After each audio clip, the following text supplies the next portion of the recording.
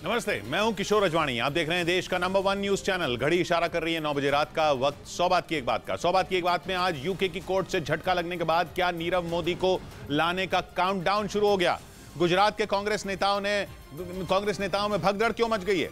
दाऊद इब्राहिम का मुंबई को दहलाने का प्लान कैसे फेल हुआ? और क्या चुनावी लड़ाई में डोनाल्ड ट्रंप से बाइडेन हार जाएंगे? ब्रेकिंग न्यूज है रूस और यूक्रेन की जंग पर। रूस और ईरान के बीच हुई हथियारों की डील से जुड़ी अहम जानकारी सामने आई है। ब्रिटेन के मीडिया ने इस डील से जुड़ी हैरान करने वाली जानकारियां दी हैं। दावा किया जा रहा है कि ईरान से ड्रोन खरीदने के लिए रूस को बहुत भारी कीमत चुकानी पड़ी है। दावा किया जा रहा है कि यह डील केवल पैसों के बदले नहीं हुई, बल्कि ब्रिटेन और अमेरिका के कुछ बड़े राज भी ईरान को दिए गए हैं। यह हैरान करने वाली जानकारियां ब्रिटेन के मीडिया ने सामने रखी हैं। दावा यह भी किया गया है कि शुरुआत में जो डील रूस और ईरान के बीच हुई थी, उसके बाद एक और बड़ी डील भी हो चुकी है। और सबसे अहम बात यह कि इस डील में रूस को सिर्फ कैश ही नहीं देना पड़ा, बल्कि ब्रिटेन और अमेरिका की वो मिसाइलें भी देनी पड़ी जिनका इस्तेमाल यूक्रेन की जंग में हो रहा था। मतलब यह कि जो मिसाइलें रूस की फौज पर चलाई जा रही थी वो भी रूस के काम आ गई। इनमें अमेरिका की जैवलिन एंटी टैंक मिसाइल शामिल है। यूक्रेन की जंग में अमेरिका की इस मिसाइल का बड़े पैमाने पर इस्तेमाल हुआ था। दूसरा नाम अमेरिका की स्टिंगर मिसाइल का है। स्टिंगर एंटी एयरक्राफ्ट मिसाइल भी रूस की तरफ से ईरान को दिए जाने की खबर है। ये दोनों वो मिसाइलें हैं जो अमेरिका ने शुरुआत में ही यूक्रेन की फौज को दी थी। नेटो की फौज भी मैदान जंग में इन मिसाइलों का बड़े पैमाने पर इस्तेमाल करती है। तीसरा नाम ब्रिटेन की एक मिसाइल का भी है, एनलॉ एंटी टैंक वेपन। ये एक छोटी और हल्की मिसाइल है। केवल 12.5 किलो की इस मिसाइल को फौजी कंधे पर रखकर दाग सकते हैं। दुश्मन के टैंक उड़ाने में ब्रिटेन का यह हथियार बेजोड़ माना जाता है। और दावा यह है कि रूस ने ऐसे कई हथियार ईरान को दिए ताकि उनसे मिलते जुलते हथियार ईरान में बनाए जा सकें। ईरान और रूस के बीच जो हथियारों की डील हुई, उसका यह एक अहम हिस्सा बताया जा रहा है। क्योंकि ब्रिटेन के मीडिया का दावा यह है कि ईरान में स्टिंगर और जैवलिन मिसाइलों की तकनीक पर काम शुरू भी किया जा चुका है। डील से जुड़ी जो जानकारी सामने आई है, उसके मुताबिक दोनों देशों के बीच सौदा अगस्त में हुआ था। उस वक्त रूस और ईरान के बीच डील 160 आत्मघाती ड्रोन के लिए ही हुई थी। इसके बदले ईरान को 2 हिस्सों में कीमत अदा की जानी थी, जिनमें पहला हिस्सा था $14 करोड़ का, यानी रुपए में करीब 1200 करोड़। लेकिन ईरान की ड्रोन खरीदने की अकेली कीमत नहीं थी। दावा यह किया जा रहा है कि ईरान ने ब्रिटेन और अमेरिका के हथियार देने की शर्त रूस के सामने रखी थी। स्टिंगर और जैवलिन मिसाइलें उन्हीं हथियारों में शामिल हैं। जंग के दौरान कई मौकों पर रूस की सेना ने यूक्रेन की फौज के कुछ अड्डों पर भी कब्जा किया था। पता चला है कि उस वक्त रूस के हाथ केवल फूकी हुई मिसाइलें नहीं, बल्कि बिना चलाई गई मिसाइलें भी लगी थी। यही वो मिसाइलें थीं जिन्हें बाद में रूस ने ईरान को पहुंचा दिया। और इस डील की बात को साबित करने के लिए ब्रिटेन के मीडिया ने कुछ सबूत भी दिए हैं। दावा किया गया कि 20 अगस्त को रूस की फौज का एक प्लेन ईरान पहुंचा था और उसमें वो हथियार होने का अनुमान है जो ईरान की फौज को दिए जाने थे। इसके लिए कुछ सैटेलाइट से ली गई तस्वीरें जारी की गई हैं। हालांकि ये तस्वीरें काफी धुंधली हैं, लेकिन दावा किया गया कि ये तस्वीरें तेहरान के मेहराबाद इंटरनेशनल एयरपोर्ट की हैं। पहली तस्वीर में लाल रंग की लकीरें दिखी और दावा है कि ये रूस की फौज का प्लेन IL-76 है। 2 घंटे बाद की उसी जगह की तस्वीर में ये प्लेन नहीं दिखा। माना जा रहा है कि रूस की फौज का प्लेन अमेरिका और ब्रिटेन के हथियार लेकर ईरान पहुंचा और ईरान के आत्मघाती ड्रोन लेकर रवाना हो गया। पता चला है कि ईरान से पहली डील 160 आत्मघाती ड्रोन की हुई थी, जिनमें 100 शाहिद 136 थे। यानी शाहिद 136 के अलावा 60 आत्मघाती ड्रोन और भी थे जो ईरान ने रूस की फौज को दिए थे। लेकिन पता चला है कि ईरान और रूस के बीच हथियारों की डील यहीं पर खत्म नहीं हुई, बल्कि यहां से तो दोनों देशों के बीच कारोबार शुरू हुआ था। पता चला इसके बाद दोनों के बीच एक और बड़ी डील हो चुकी है, जो पिछली डील से कहीं ज्यादा बड़ी है। पता चला है कि इस बार की डील $20 करोड़ यानी करीब 1600 करोड़ रुपए से ज्यादा की है। लेकिन ब्रिटेन और अमेरिका को इस डील से डर लगने लगा है, क्योंकि ये साफ नहीं है कि इस बार कैश के अलावा पुतिन ईरान को क्या देने वाले हैं। पिछले कुछ दिनों से दावा किया जा रहा है कि ड्रोन के बाद ईरान की मिसाइलें भी रूस की फौज को मिलने वाली हैं। मुमकिन है कि ये नई डील उन्हीं मिसाइलों से जुड़ी हुई हो। इनमें ईरान की फतेह मिसाइलों का नाम सबसे ऊपर है। ब्रिटेन और अमेरिका का मानना है कि ईरान के हथियारों ने यूक्रेन की जंग को पलट कर रख दिया है। जब से रूस ने ईरान के ड्रोन बरसाने शुरू किए हैं, यूक्रेन की सेना बैकफुट पर है। लेकिन ब्रिटेन की सुरक्षा एजेंसियां अब सतर्क हैं। दावा किया जा रहा है कि हथियारों की डील से जुड़ी नई जानकारियां अमेरिका को भी परेशान करने वाली हैं, क्योंकि उसके लिए आने वाले वक्त में ईरान से लड़ना मुश्किल हो जाएगा। सबसे बड़ी बात यह कि यूक्रेन के पास कोई भी मजबूत एयर डिफेंस सिस्टम मौजूद नहीं है, इसीलिए ईरान के ड्रोन वहां तबाही मचा रहे हैं। और यही वजह है कि ईरान की मिसाइलों से भी अब यूक्रेन को डर लगने लगा है। ज़ेलेंस्की लगातार अमेरिका से एयर डिफेंस सिस्टम की गुहार लगा रहे हैं, लेकिन माना यह जा रहा है कि अमेरिका भी अब पहले से ज्यादा सतर्क हो जाएगा। उसके हथियारों की तकनीक चोरी होना उसके लिए सबसे बड़ा झटका होगा। इसीलिए कोई भी नया हथियार यूक्रेन को देने से पहले अमेरिका 100 बार सोचेगा, क्योंकि यूक्रेन को दिए हथियार की तकनीक ईरान के हाथ लगने का डर हमेशा बना रहेगा। यही वजह है कि ईरान और रूस की दोस्ती अमेरिका को सबसे ज्यादा खटक रही है। इस बीच ईरान ने ब्रिटेन को धमकी दे दी कि वो उसके घर के मामले यानी हिजाब विवाद में दखल देना बंद कर दे। उसके मुताबिक अगर ब्रिटेन ने ऐसा नहीं किया तो फिर उसे भारी कीमत चुकानी होगी। यानी ईरान ने अमेरिका और सऊदी अरब के बाद अब ब्रिटेन के खिलाफ भी मोर्चा खोल दिया, जो पहले से ही रूस को खतरनाक हथियार देने की वजह से ईरान से बुरी तरह चिढ़ा हुआ है। क्योंकि जिस तरह ईरान ने रूस को घातक ड्रोन दिए, उसने अमेरिका और ब्रिटेन जैसे देशों के प्लान पर पानी फेर दिया। उन्हें उम्मीद थी कि हथियारों की कमी होने से रूस खुद ही जंग से पीछे हट जाएगा, लेकिन ईरान ने अपने हथियारों के खजाने को पुतिन के लिए खोल दिया। पहले उसने शाहिद 136 ड्रोन दिए और अब खबर है कि वो रूस को घातक मिसाइलें भी भेजने की तैयारी कर रहा है। इसी वजह से इन दिनों अमेरिका और ब्रिटेन से ईरान का तनाव चरम पर पहुंच गया है और अब तो उसने ब्रिटेन को खुली धमकी दे दी और आरोप लगा दिया कि ब्रिटेन हिजाब के खिलाफ उसके देश में चल रहे प्रदर्शनों को भड़काने की कोशिश कर रहा है। कुछ रोज पहले ईरान ने ऐसा ही आरोप सऊदी अरब पर भी लगाया था, जिसके बाद खबर आई थी कि वो सऊदी अरब पर बड़े हमले की तैयारी कर रहा है। और ऐसा होते ही सऊदी अरब ने अमेरिका को भी बीच में खींच लिया था। दावा किया गया कि उसने अमेरिका तक हमले की खबर पहुंचा दी थी। इसके बाद अमेरिका के खतरनाक फाइटर जेट ईरान की तरफ उड़ गए थे। खबर आई थी कि अमेरिका ने अपने F-22 फाइटर जेट ईरान की तरफ भेजे थे। यानी अगर ईरान सऊदी अरब पर हमला करता तो अमेरिका भी उस पर बम बरसा देता। लेकिन लगता है कि ईरान पर अमेरिका के उस कदम का कोई असर नहीं हुआ। माना जा रहा है कि अब वो भी जंग ही चाहता है, क्योंकि रूस के मुद्दे पर तो उसने कई बार अमेरिका और ब्रिटेन की चेतावनियों को हवा में उड़ा दिया और अब वो उल्टा ब्रिटेन पर ही अपने देश में आग लगाने का आरोप लगा रहा है। माना जा रहा है कि आने वाले दिनों में ईरान के साथ इन देशों की तलखी बढ़ सकती है, जो एक नई जंग को बुलावा होगा। उधर डीवाई चंद्रचूड़ देश के नए मुख्य न्यायाधीश बन गए। राष्ट्रपति द्रौपदी मुर्मू ने उन्हें पद की शपथ दिलाई। इसके बाद वो सुप्रीम कोर्ट पहुंचे, जहां उन्होंने महात्मा गांधी की प्रतिमा पर माल्यार्पण किया और जनहित के काम करने की बात कही। मेरे कार्य से देश के लोगों को, नागरिकों को मैं विश्वास दिलाऊंगा। पूर्व CJI UU ललित की जगह लेने वाले जस्टिस चंद्रचूड़ 10 नवंबर 2024 तक चीफ जस्टिस रहेंगे। उधर पश्चिम बंगाल के बाद केरल में भी गवर्नर के पर कतरने की तैयारी कर ली गई। केरल कैबिनेट ने राज्यपाल को चांसलर पद से हटाने के लिए अध्यादेश लाने का फैसला किया है, क्योंकि पिछले कई दिनों से राज्यपाल आरिफ मोहम्मद खान कई यूनिवर्सिटियों के कुलपतियों से उनके इस्तीफे की मांग कर रहे हैं, जिसकी वजह से उनके और कुलपतियों के बीच विवाद काफी बढ़ गया। माना जा रहा है कि केरल सरकार इसी बात से नाराज है। इस बीच T20 वर्ल्ड कप के पहले सेमीफाइनल में पाकिस्तान ने न्यूजीलैंड को 7 विकेट से हराकर फाइनल में जगह बना ली। न्यूजीलैंड ने पहले बल्लेबाजी करते हुए 4 विकेट पर 152 रन बनाए, जिसके जवाब में पाकिस्तान ने 3 विकेट गंवाकर लक्ष्य हासिल कर लिया। अब दूसरा सेमीफाइनल भारत और इंग्लैंड के बीच दोपहर में होगा।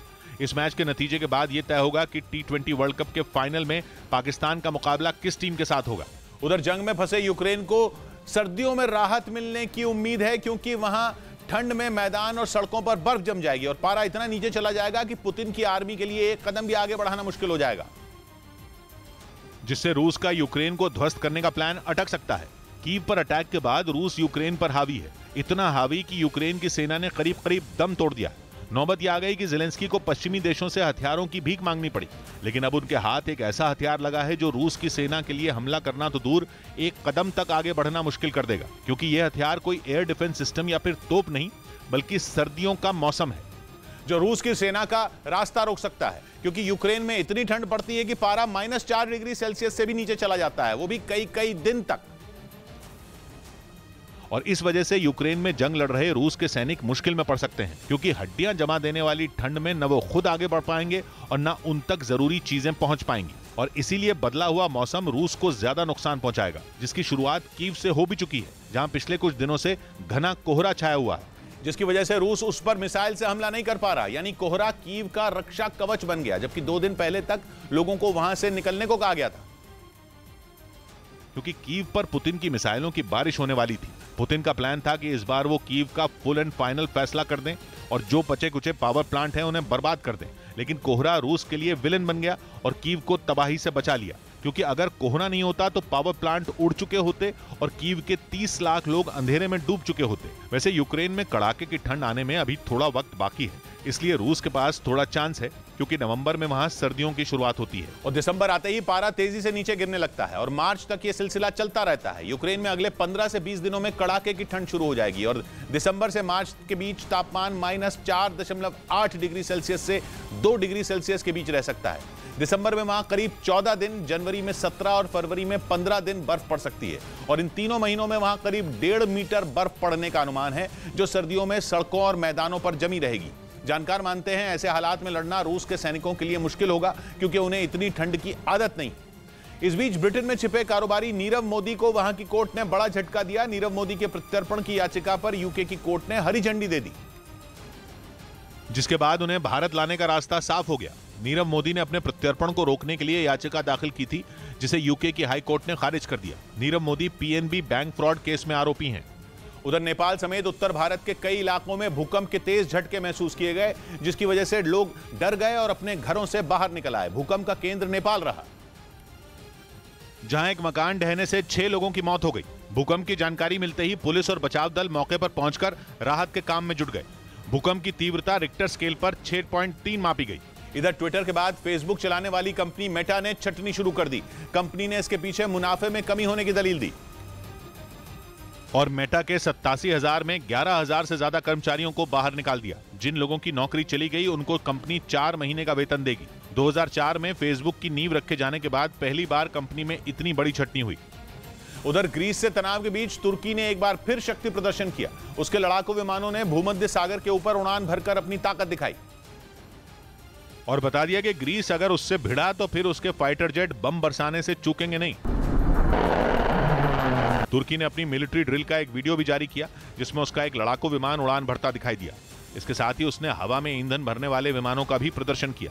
मतलब यह कि उसके विमान जंग छिड़ने पर लंबे वक्त तक आसमान में रहने की तैयारी करते भी दिखे। तुर्की और ग्रीस नेटो के सदस्य देश हैं। वो एक दूसरे के पड़ोसी भी हैं, लेकिन दोनों के बीच समंदर में मौजूद गैस और तेल के लिए काफी अरसे से विवाद है। यही वजह है कि दोनों एक दूसरे को अपनी सेना की ताकत दिखाते रहते हैं। तुर्की ने कुछ रोज पहले भी एक बड़ी मिलिट्री ड्रिल की थी और एक बार फिर उसने अपने लड़ाकू विमानों का दम ग्रीस को दिखाया। इधर पात्रा चौल जमीन घोटाले के मामले में शिवसेना नेता संजय राउत को अदालत से बड़ी राहत मिल गई। मुंबई की सेशंस कोर्ट ने उनको जमानत दे दी। हालांकि संजय राउत की जमानत के खिलाफ ईडी ने हाई कोर्ट का दरवाजा खटखटाया है। जमीन घोटाले में गिरफ्तारी के बाद वो करीब 3 महीने से मुंबई की आर्थर रोड जेल में बंद है। इस बीच गुजरात में विधानसभा चुनाव से पहले कांग्रेस को एक और झटका लगा। कद्दावर नेता मोहन राठवा पहले ही कांग्रेस छोड़ चुके हैं और अब कांग्रेस नेता भगवान बारड़ ने भी पार्टी का साथ छोड़ दिया। उन्होंने अपना इस्तीफा विधानसभा अध्यक्ष को सौंपा। खबर है कि वो बीजेपी में शामिल हो सकते हैं। भगवान बारड़ तालाला सीट से विधायक हैं। इधर दिल्ली के लाजपत नगर इलाके में कुछ बदमाशों ने लूट के बाद बुजुर्ग महिला की हत्या कर दी। आरोप है कि बदमाश घर में घुसकर लूटपाट कर रहे थे, जिसका विरोध करना बुजुर्ग महिला को भारी पड़ गया और इसकी कीमत उन्हें अपनी जान देकर चुकानी पड़ी। हत्या के बाद बदमाश घर में रखे हुए रुपए और गहने लेकर फरार हो गए। उनके साथ जबरन बहुत गलत हुआ है। इस मामले में लूट और हत्या का केस दर्ज कर पुलिस जांच में जुट गई। ब्रेकिंग न्यूज आ रही है। रूस के ताबड़तोड़ ड्रोन हमलों ने यूक्रेन की कमर इतनी बुरी तरह तोड़ दी है कि उसने एक बार फिर अमेरिका के आगे हाथ फैला दिए हैं। यूक्रेन ने उसे रूस से बचाने के लिए बाइडेन से गुहार लगाई है और मांग की है कि अमेरिका उसे और एयर डिफेंस सिस्टम दे ताकि वो रूस का मुकाबला कर सके। खबर है कि यूक्रेन के एक सीनियर अधिकारी ने इस बारे में अमेरिकी सांसदों को खत लिखा है। ईरान से मिले ड्रोन रूस का ऐसा हथियार बन चुके हैं कि यूक्रेन के लिए यह जंग और भी ज्यादा मुश्किल हो गई है और अगर जल्द यूक्रेन को उन ड्रोन से निपटने का हथियार नहीं मिला तो फिर पुतिन को रोकना नामुमकिन हो जाएगा। इसलिए यूक्रेन भागा भागा अमेरिका के पास पहुंचा है और उसकी पसंद के चेयरमैन ने, माफ कीजिएगा, उसकी संसद के चेयरमैन ने सीनियर अमेरिकी सांसदों से अपील कर डाली है कि जितना जल्दी हो सके अमेरिका यूक्रेन को एयर डिफेंस सिस्टम दे, नहीं तो पुतिन यूक्रेन पर ईरान के दिए ड्रोन दाग दाग कर दुनिया के नक्शे से उसका नामो निशान मिटा देंगे। क्योंकि ईरान का बनाया शाहिद 136 ड्रोन यूक्रेन पर गिरा गिराकर रूस ने उसका क्या हाल किया है, उसकी तस्वीरें पूरी दुनिया ने देखी हैं। शाहिद ड्रोन को हथियार बनाकर रूस पहले ही यूक्रेन की राजधानी कीव के बड़े हिस्से को अंधेरे में डुबो चुका है। वो ड्रोन से यूक्रेन के पावर प्लांटों को निशाना बना रहा है, जिसकी वजह से कीव के कई इलाकों में बत्ती गुल हो गई है। हाल यह है कि यूक्रेन की सरकार ने लोगों से कीव खाली करने को ही कह दिया है, क्योंकि यूक्रेन के पास शाहिद 136 ड्रोन का काम तमाम करने के लिए हाईटेक हथियार नहीं है और वो बस जैसे तैसे खुद को ईरान के ड्रोन से बचाने में लगा है। यूक्रेन अलग अलग तरकीब लगाकर उन्हें मार गिरा रहा है। और हाल यह है कि शाहिद 136 ड्रोन को ट्रैक करने और उन पर हमला करने के लिए यूक्रेन को अपने फाइटर जेट काम पर लगाने पड़े हैं। बल्कि कई बार तो उसे शाहिद ड्रोन का मुकाबला करने के लिए कंधे पर रखकर लॉन्च किए जाने वाले एंटी टैंक हथियारों से काम चलाना पड़ रहा है। जबकि सितंबर में यूक्रेन की जंग का सीन पलटता हुआ दिखने लगा था। पहले खार्किव, फिर पूर्व में डॉनबास और उसके बाद दक्षिण में खैरसोन में ज़ेलेंस्की की सेना ने जिस तरह बाजी पलटी, उससे यूक्रेन की जीत लगभग पक्की दिखने लगी थी। लेकिन तभी ईरान के शाहिद 136 ड्रोन ने जंग के मैदान में ऐसी धमाकेदार एंट्री मारी कि यूक्रेन धमाकों से ही दहल उठा। अब हालात इतनी तेजी से रूस के हक में बदलते जा रहे हैं कि यूक्रेन का साफ कहना है कि यह सोचने का वक्त नहीं है। इसलिए अमेरिका तुरंत उसे एयर डिफेंस सिस्टम मुहैया कराए, जबकि अमेरिका ने कुछ दिन पहले ही रूस की मिसाइलों और रॉकेटों को मुकाबला करने के लिए यूक्रेन को नसाम्स जैसा advanced air defence system deliver किया। लेकिन यूक्रेन का उससे पेट नहीं भर रहा और उसने अमेरिका के सी-रैम डिफेंस सिस्टम पर हाथ रख दिया है। यूक्रेन का कहना है कि उसे शाहिद 136 ड्रोन को मार गिराने के लिए सिर्फ और सिर्फ सी-रैम डिफेंस सिस्टम ही चाहिए, ताकि वो पावर प्लांट जैसे अपने अहम ठिकानों को रूस के वार से बचा सके। दुश्मन के हथियार को ट्रैक करने के लिए सी-रैम के अंदर ही रडार फिट है, जिसके खतरे को भांपते ही सी-रैम में लगी बड़ी सी रैपिड फायर गन काम पर लग जाती है और फिर 1 मिनट में धड़ाधड़ 4500 राउंड फायर होते हैं, जिससे सामने चाहे मिसाइल हो, रॉकेट या फिर तोप के गोले, दुश्मन का हर वार खाली चला जाता है। शाहिद ड्रोन वैसे तो धीमी रफ्तार से उड़ता है, जिससे उसका मुकाबला करने के लिए सामने वाले के पास थोड़ा बहुत वक्त होता है, लेकिन चक्कर यह है कि वो उड़ते उड़ते अपना रास्ता बदल लेता है। इस वजह से यूक्रेन को ईरान के बनाए ड्रोन से निपटने में दिक्कत हो रही है और उसे एक बार फिर अमेरिका का मुंह ताकना पड़ रहा है, क्योंकि यूक्रेन शाहिद ड्रोन से इस कदर तंग आ चुका है कि अब उसने रूस के ड्रोन के जखीरे को ही खत्म करने की कसम खा ली है। ज़ेलेंस्की का टारगेट अब यूक्रेन की तरफ आसमान से आते शाहिद ड्रोन ही नहीं है, बल्कि वो रूस के कब्जे वाले इलाकों के अंदर रखे शाहिद 136 ड्रोन के स्टॉक को ही उड़ाने की फिराक में है, ताकि न रहे बांस और न बजे बांसुरी। इसके लिए यूक्रेन अमेरिका से ज्यादा रेंज की मिसाइलें भी मांग रहा है। इधर हिमाचल प्रदेश के कांगड़ा में चुनाव प्रचार कर रहे प्रधानमंत्री मोदी ने एक एम्बुलेंस के लिए अपने काफिले को बीच में ही रुकवा दिया। इसका वीडियो सोशल मीडिया पर वायरल हो गया, जिसमें प्रधानमंत्री की कार रुकी नजर आई और वो तब तक आगे नहीं बढ़ी जब तक काफिले की वजह से अटकी एम्बुलेंस को रास्ता नहीं मिल गया। हालांकि एम्बुलेंस के गुजरते ही पुलिस वालों ने एक बार फिर बैरिकेडिंग लगाई और प्रधानमंत्री वहां से आगे निकल गए। उधर उत्तर प्रदेश में होने वाले उपचुनाव में अखिलेश यादव और जयंत चौधरी साथ में लड़ेंगे। समाजवादी पार्टी ने इसकी जानकारी दी, जिससे साफ हो गया कि उपचुनाव में दोनों पार्टियां किस जगह से मिलकर लड़ेंगी। रामपुर और मैनपुरी में समाजवादी पार्टी, जबकि खतौली में आरएलडी अपना उम्मीदवार उतारेगी। उत्तर प्रदेश में उपचुनाव के लिए 5 दिसंबर को वोट डाले जाएंगे और 8 दिसंबर को नतीजे आएंगे। इस बीच पंजाब के फिरोजपुर में सुरक्षा बल ने पाकिस्तानी ड्रोन को मार गिराया। बताया गया कि सरहद पार से 3 बार ड्रोन भारत में दाखिल हुआ, जिस पर बीएसएफ जवानों ने करीब 100 गोलियां चलाईं। 2 बार तो ड्रोन पाकिस्तान भी लौट गया, मगर तीसरी बार वो भारतीय सीमा में करीब 4 किलोमीटर अंदर आ गया। हमारे उन्होंने काफी हेवी फायर किया उसके ऊपर। बीएसएफ ने ड्रोन को अपने कब्जे में ले लिया। बताया गया कि इसी इलाके में कुछ समय पहले ड्रोन के जरिए हथियार गिराए गए थे। उधर परमाणु हथियारों के मुद्दे पर अमेरिका और ऑस्ट्रेलिया में ऐसी अनबन हो गई कि दोनों देशों की दोस्ती में बहुत बड़ी दरार पड़ सकती है। अमेरिका और ऑस्ट्रेलिया के बीच बेहद मजबूत रक्षा संबंध हैं, लेकिन ऑस्ट्रेलिया की नई सरकार के परमाणु हथियारों के खिलाफ रुख पर अमेरिका इतनी बुरी तरह भड़क गया कि उसने ऑस्ट्रेलिया को चेतावनी दे डाली और 2 टूक कह दिया कि अगर ऑस्ट्रेलिया ने अपना स्टैंड नहीं बदला तो अमेरिका मुसीबत की घड़ी में ऑस्ट्रेलिया के साथ खड़ा नहीं रह पाएगा। ऑस्ट्रेलिया को अमेरिका की यह चेतावनी बहुत भारी पड़ सकती है, क्योंकि पिछले कुछ वक्त से चीन के आक्रामक तेवरों ने ऑस्ट्रेलिया की नाक में दम किया हुआ है। ऐसे में अगर अमेरिका ने ऑस्ट्रेलिया का साथ छोड़ा तो चीन से बचना ऑस्ट्रेलिया के लिए लगभग नामुमकिन हो जाएगा, क्योंकि चीन के पास परमाणु हथियारों का जखीरा है और ऑस्ट्रेलिया के पास एक भी न्यूक्लियर बम नहीं है। वो खुद को परमाणु हमले से बचाने के लिए अमेरिका की न्यूक्लियर फोर्स के भरोसे है, लेकिन ऑस्ट्रेलिया के नए प्रधानमंत्री खुद परमाणु हथियारों के खिलाफ रहे हैं। ऐसे में पिछले महीने यूएन में परमाणु हथियारों को बैन करने वाली एक संधि पर हुई वोटिंग में ऑस्ट्रेलिया ने हिस्सा ही नहीं लिया, जबकि इससे पहले वो संधि के खिलाफ वोट करता था। यही बात अमेरिका को रास नहीं आई। इधर ओडिशा के भुवनेश्वर में बिरयानी बंटवाने पर बवाल हो गया। आरोप है कि चंद्र ग्रहण के दौरान बिरयानी बांटे जाने से भड़के बजरंग दल के कार्यकर्ताओं ने जमकर हंगामा किया, जिसके बाद पुलिस ने वहां जोरदार लाठीचार्ज कर दिया, जिससे वहां भगदड़ मच गई।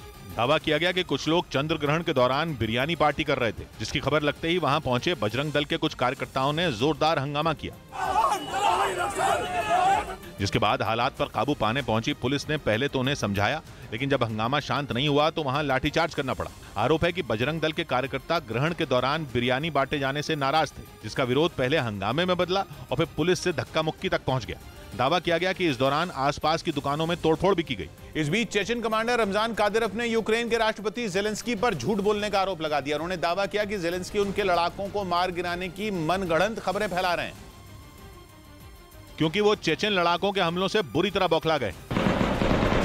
कादिरोव ने दावा किया कि जेलेंस्की की फौज के सपनों में भी उनके लड़ाके ही आते हैं और चेचन लड़ाकों की वजह से यूक्रेन की सेना खौफ में है। रमजान कादिरोव ने अपने टेलीग्राम पेज पर लिखा कि उनके लड़ाकों से डरकर जेलेंस्की झूठी खबरें फैला रहे हैं और वो जंग में फर्जीवाड़े पर उतर आए हैं। कादिरोव ने जेलेंस्की को कोसते हुए दावा किया कि यूक्रेन के लिसिचांस्क शहर में उनका एक भी लड़ाका नहीं मारा गया, जबकि यूक्रेन ने दावा किया था कि वहां सैकड़ों चेचन लड़ाके ढेर कर दिए गए थे। कादिरोव ने जेलेंस्की पर तंज कसा कि वो सपनों में जी रहे हैं, क्योंकि उन्हें चेचन लड़ाकों से निपटने का रास्ता ही नहीं सूझ रहा है। इसके साथ ही कादिरोव ने जेलेंस्की को एक बड़ी धमकी भी दे दी। उन्होंने दावा किया कि जल्द ही यूक्रेन को चेचन लड़ाकों का एक खतरनाक हमला झेलना होगा और उस हमले का अंजाम ऐसा होगा जैसा कि जेलेंस्की ने सोचा भी नहीं होगा।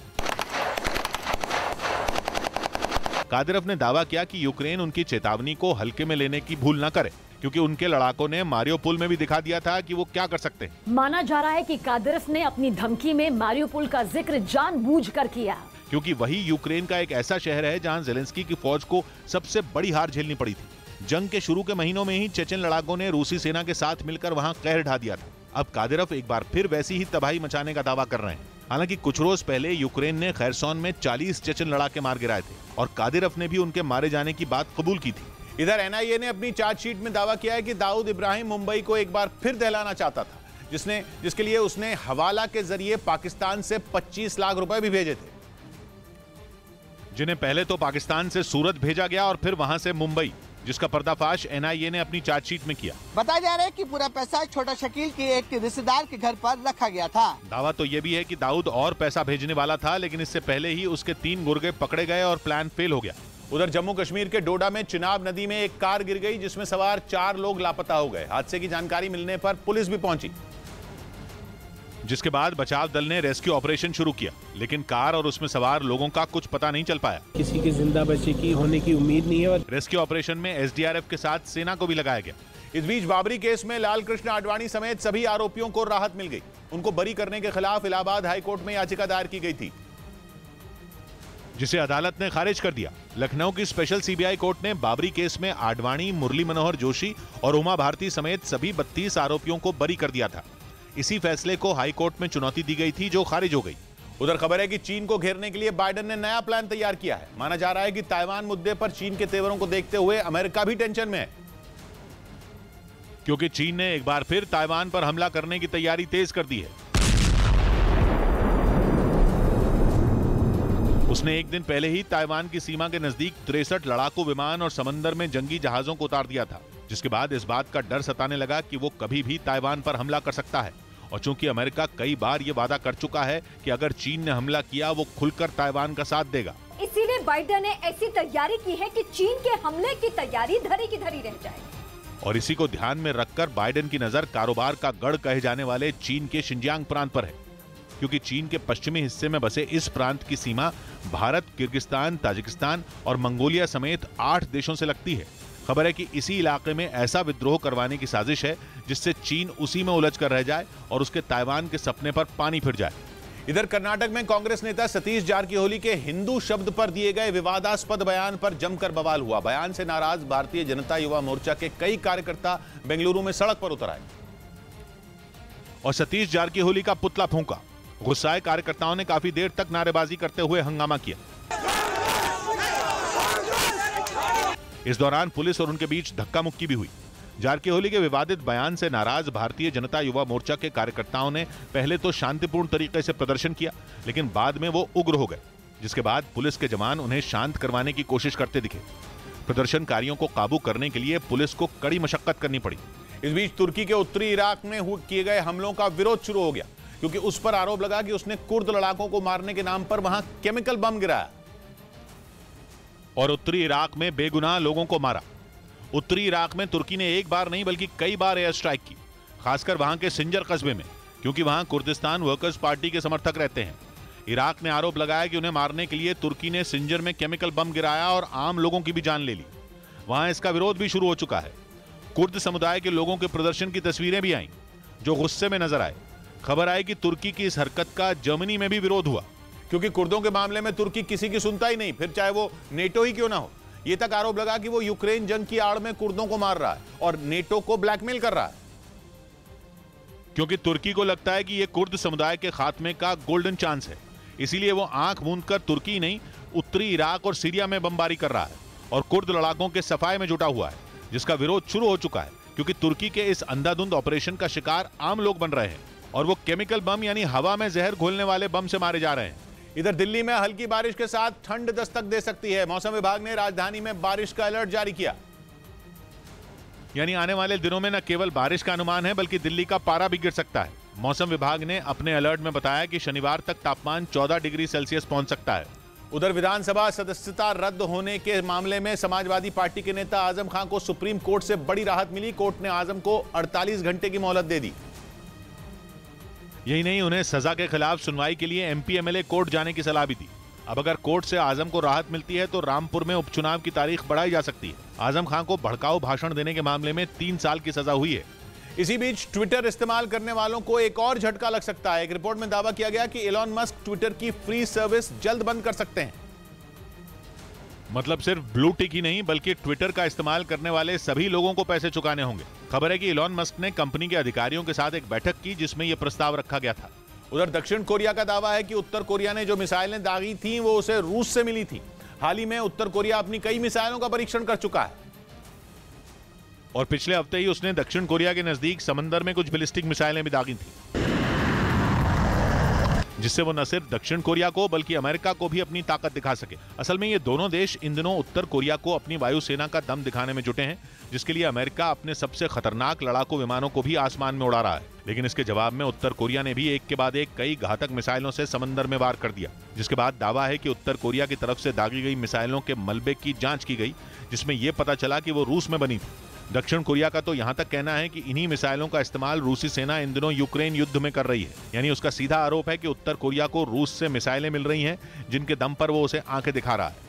ब्रेकिंग न्यूज गुजरात चुनाव पर। गुजरात के पूर्व सीएम विजय रूपाणी और पूर्व डिप्टी सीएम नितिन पटेल ने विधानसभा का चुनाव नहीं लड़ने की इच्छा जताई है। बताया गया कि विजय रूपाणी ने गुजरात के प्रदेश बीजेपी अध्यक्ष को चिट्ठी भी लिखी है। इस लिस्ट में भूपेंद्र चुडासमा का भी नाम शामिल है। सूत्रों के हवाले से बहुत बड़ी खबर है। कहा जा रहा है कि विजय रूपाणी सरकार के दौरान मंत्री रहे ज्यादातर नेता चुनाव नहीं लड़ेंगे। मतलब कि पिछली बार पूरी कैबिनेट बदलने के बाद नए चेहरों को सरकार में लाया गया था। सूत्रों के हवाले से एक दिन पहले यह भी खबर आई थी कि बीजेपी वहां 25% मौजूदा विधायकों के टिकट काट सकती है। नवा कार्यकर्ता ने तक मळे अने हूँ आ चूंटणी नहीं लड़ू। जनक दवे हमारे साथ जुड़ रहे हैं। जनक, इसका क्या मतलब निकाला जाए? देखिए किशोर, इसका सीधा मतलब यह है कि पिछले 20-25 साल से स्थानीय राजनीति में जो बड़े चेहरे थे उनके होने के चलते जो नए नेतृत्व को जगह नहीं मिल पा रही थी, और अब यह नई नेतृत्व इस बार पिछली बार जब विजय रूपाणी सरकार को पूरे तरीके से बदल दिया गया तो अब नए के सारे मंत्री नए जो पहली बार विधायक बने थे। तो इस तरीके से ये सीधा एक संदेश देने की कोशिश आलाकमान की ओर से है कि जितने भी वरिष्ठ मंत्री थे, चाहे वो विजय रूपाणी हो, चाहे नितिन पटेल हो, चाहे आसिफ फल्दू हो, चाहे भूपेंद्र सिंह चुडासमा हो, चाहे पूर्व गृह राज्य मंत्री या प्रदीप जडेजा हो, ये सारे मंत्रियों ने खत लिखा और ये सीधी इच्छा जाहिर की कि अब पार्टी जो हमें काम देगी वही इसी काम को हम करेंगे और साथ ही में हमें इस बार चुनाव नहीं लड़ना। यानी अब नए चेहरों को लाया जाएगा और नए चेहरे जब होंगे तो एक एंटी इनकम्बेंसी जो पिछले कुछ समय से रही हो वो भी अब खत्म होगी। तो ये सीधा संकेत यही देने की कोशिश है आलाकमान की ओर से कि नया नेतृत्व अब तैयार होने जा रहा है। शुक्रिया जनाब आपका। उधर पश्चिमी मीडिया ने दावा किया कि पुतिन ने यूक्रेन को घुटनों पर लाने के लिए नया प्लान तैयार किया है। दावा है कि इस प्लान में पुतिन ने यूक्रेन को एक साथ 3 मोर्चों पर घेरने की रणनीति बनाई है, क्योंकि जमीनी जंग में रूस की सेना यूक्रेन की फौज के आगे टिक नहीं पा रही है। दावा है कि रूस के जवान पूरी ताकत से अपने कब्जे वाले इलाकों को बचाने में जुटे हैं, लेकिन ज़ेलेंस्की की फौज पश्चिमी देशों से मिले हथियारों की वजह से उन पर भारी पड़ रही है। दावा किया गया कि इसी वजह से पुतिन ने एक ऐसा प्लान तैयार किया है जो जंग में ज़ेलेंस्की को उलझा कर रख देगा। पुतिन ने यूक्रेन को एक साथ 3 मोर्चों पर फंसाने की रणनीति बनाई है। पहला यह कि पुतिन की सेना खैरसोन और पूर्वी यूक्रेन के उन इलाकों पर एक बड़ा हमला बोले जहां से उन्हें हटना पड़ा है, और इसके लिए रूस की सेना अपने घातक हथियारों से ताबड़तोड़ जमीनी हमले करेगी ताकि यूक्रेन की सेना में भगदड़ मच जाए। दावा किया गया कि यह हमला इतनी तेजी से होगा कि ज़ेलेंस्की की सेना को संभलने का मौका नहीं मिलेगा। इसके बाद साथ ही यूक्रेन पर आसमान से जोरदार हमले करना पुतिन का दूसरा प्लान है। दावा है कि ऐसा करके पुतिन यूक्रेन को बिजली और पानी दोनों के लिए तरसाना चाहते हैं, जिसके लिए उनकी सेना के लड़ाकू विमान और ड्रोन दोनों मिलकर एक साथ यूक्रेन के शहरों पर हमले करेंगे।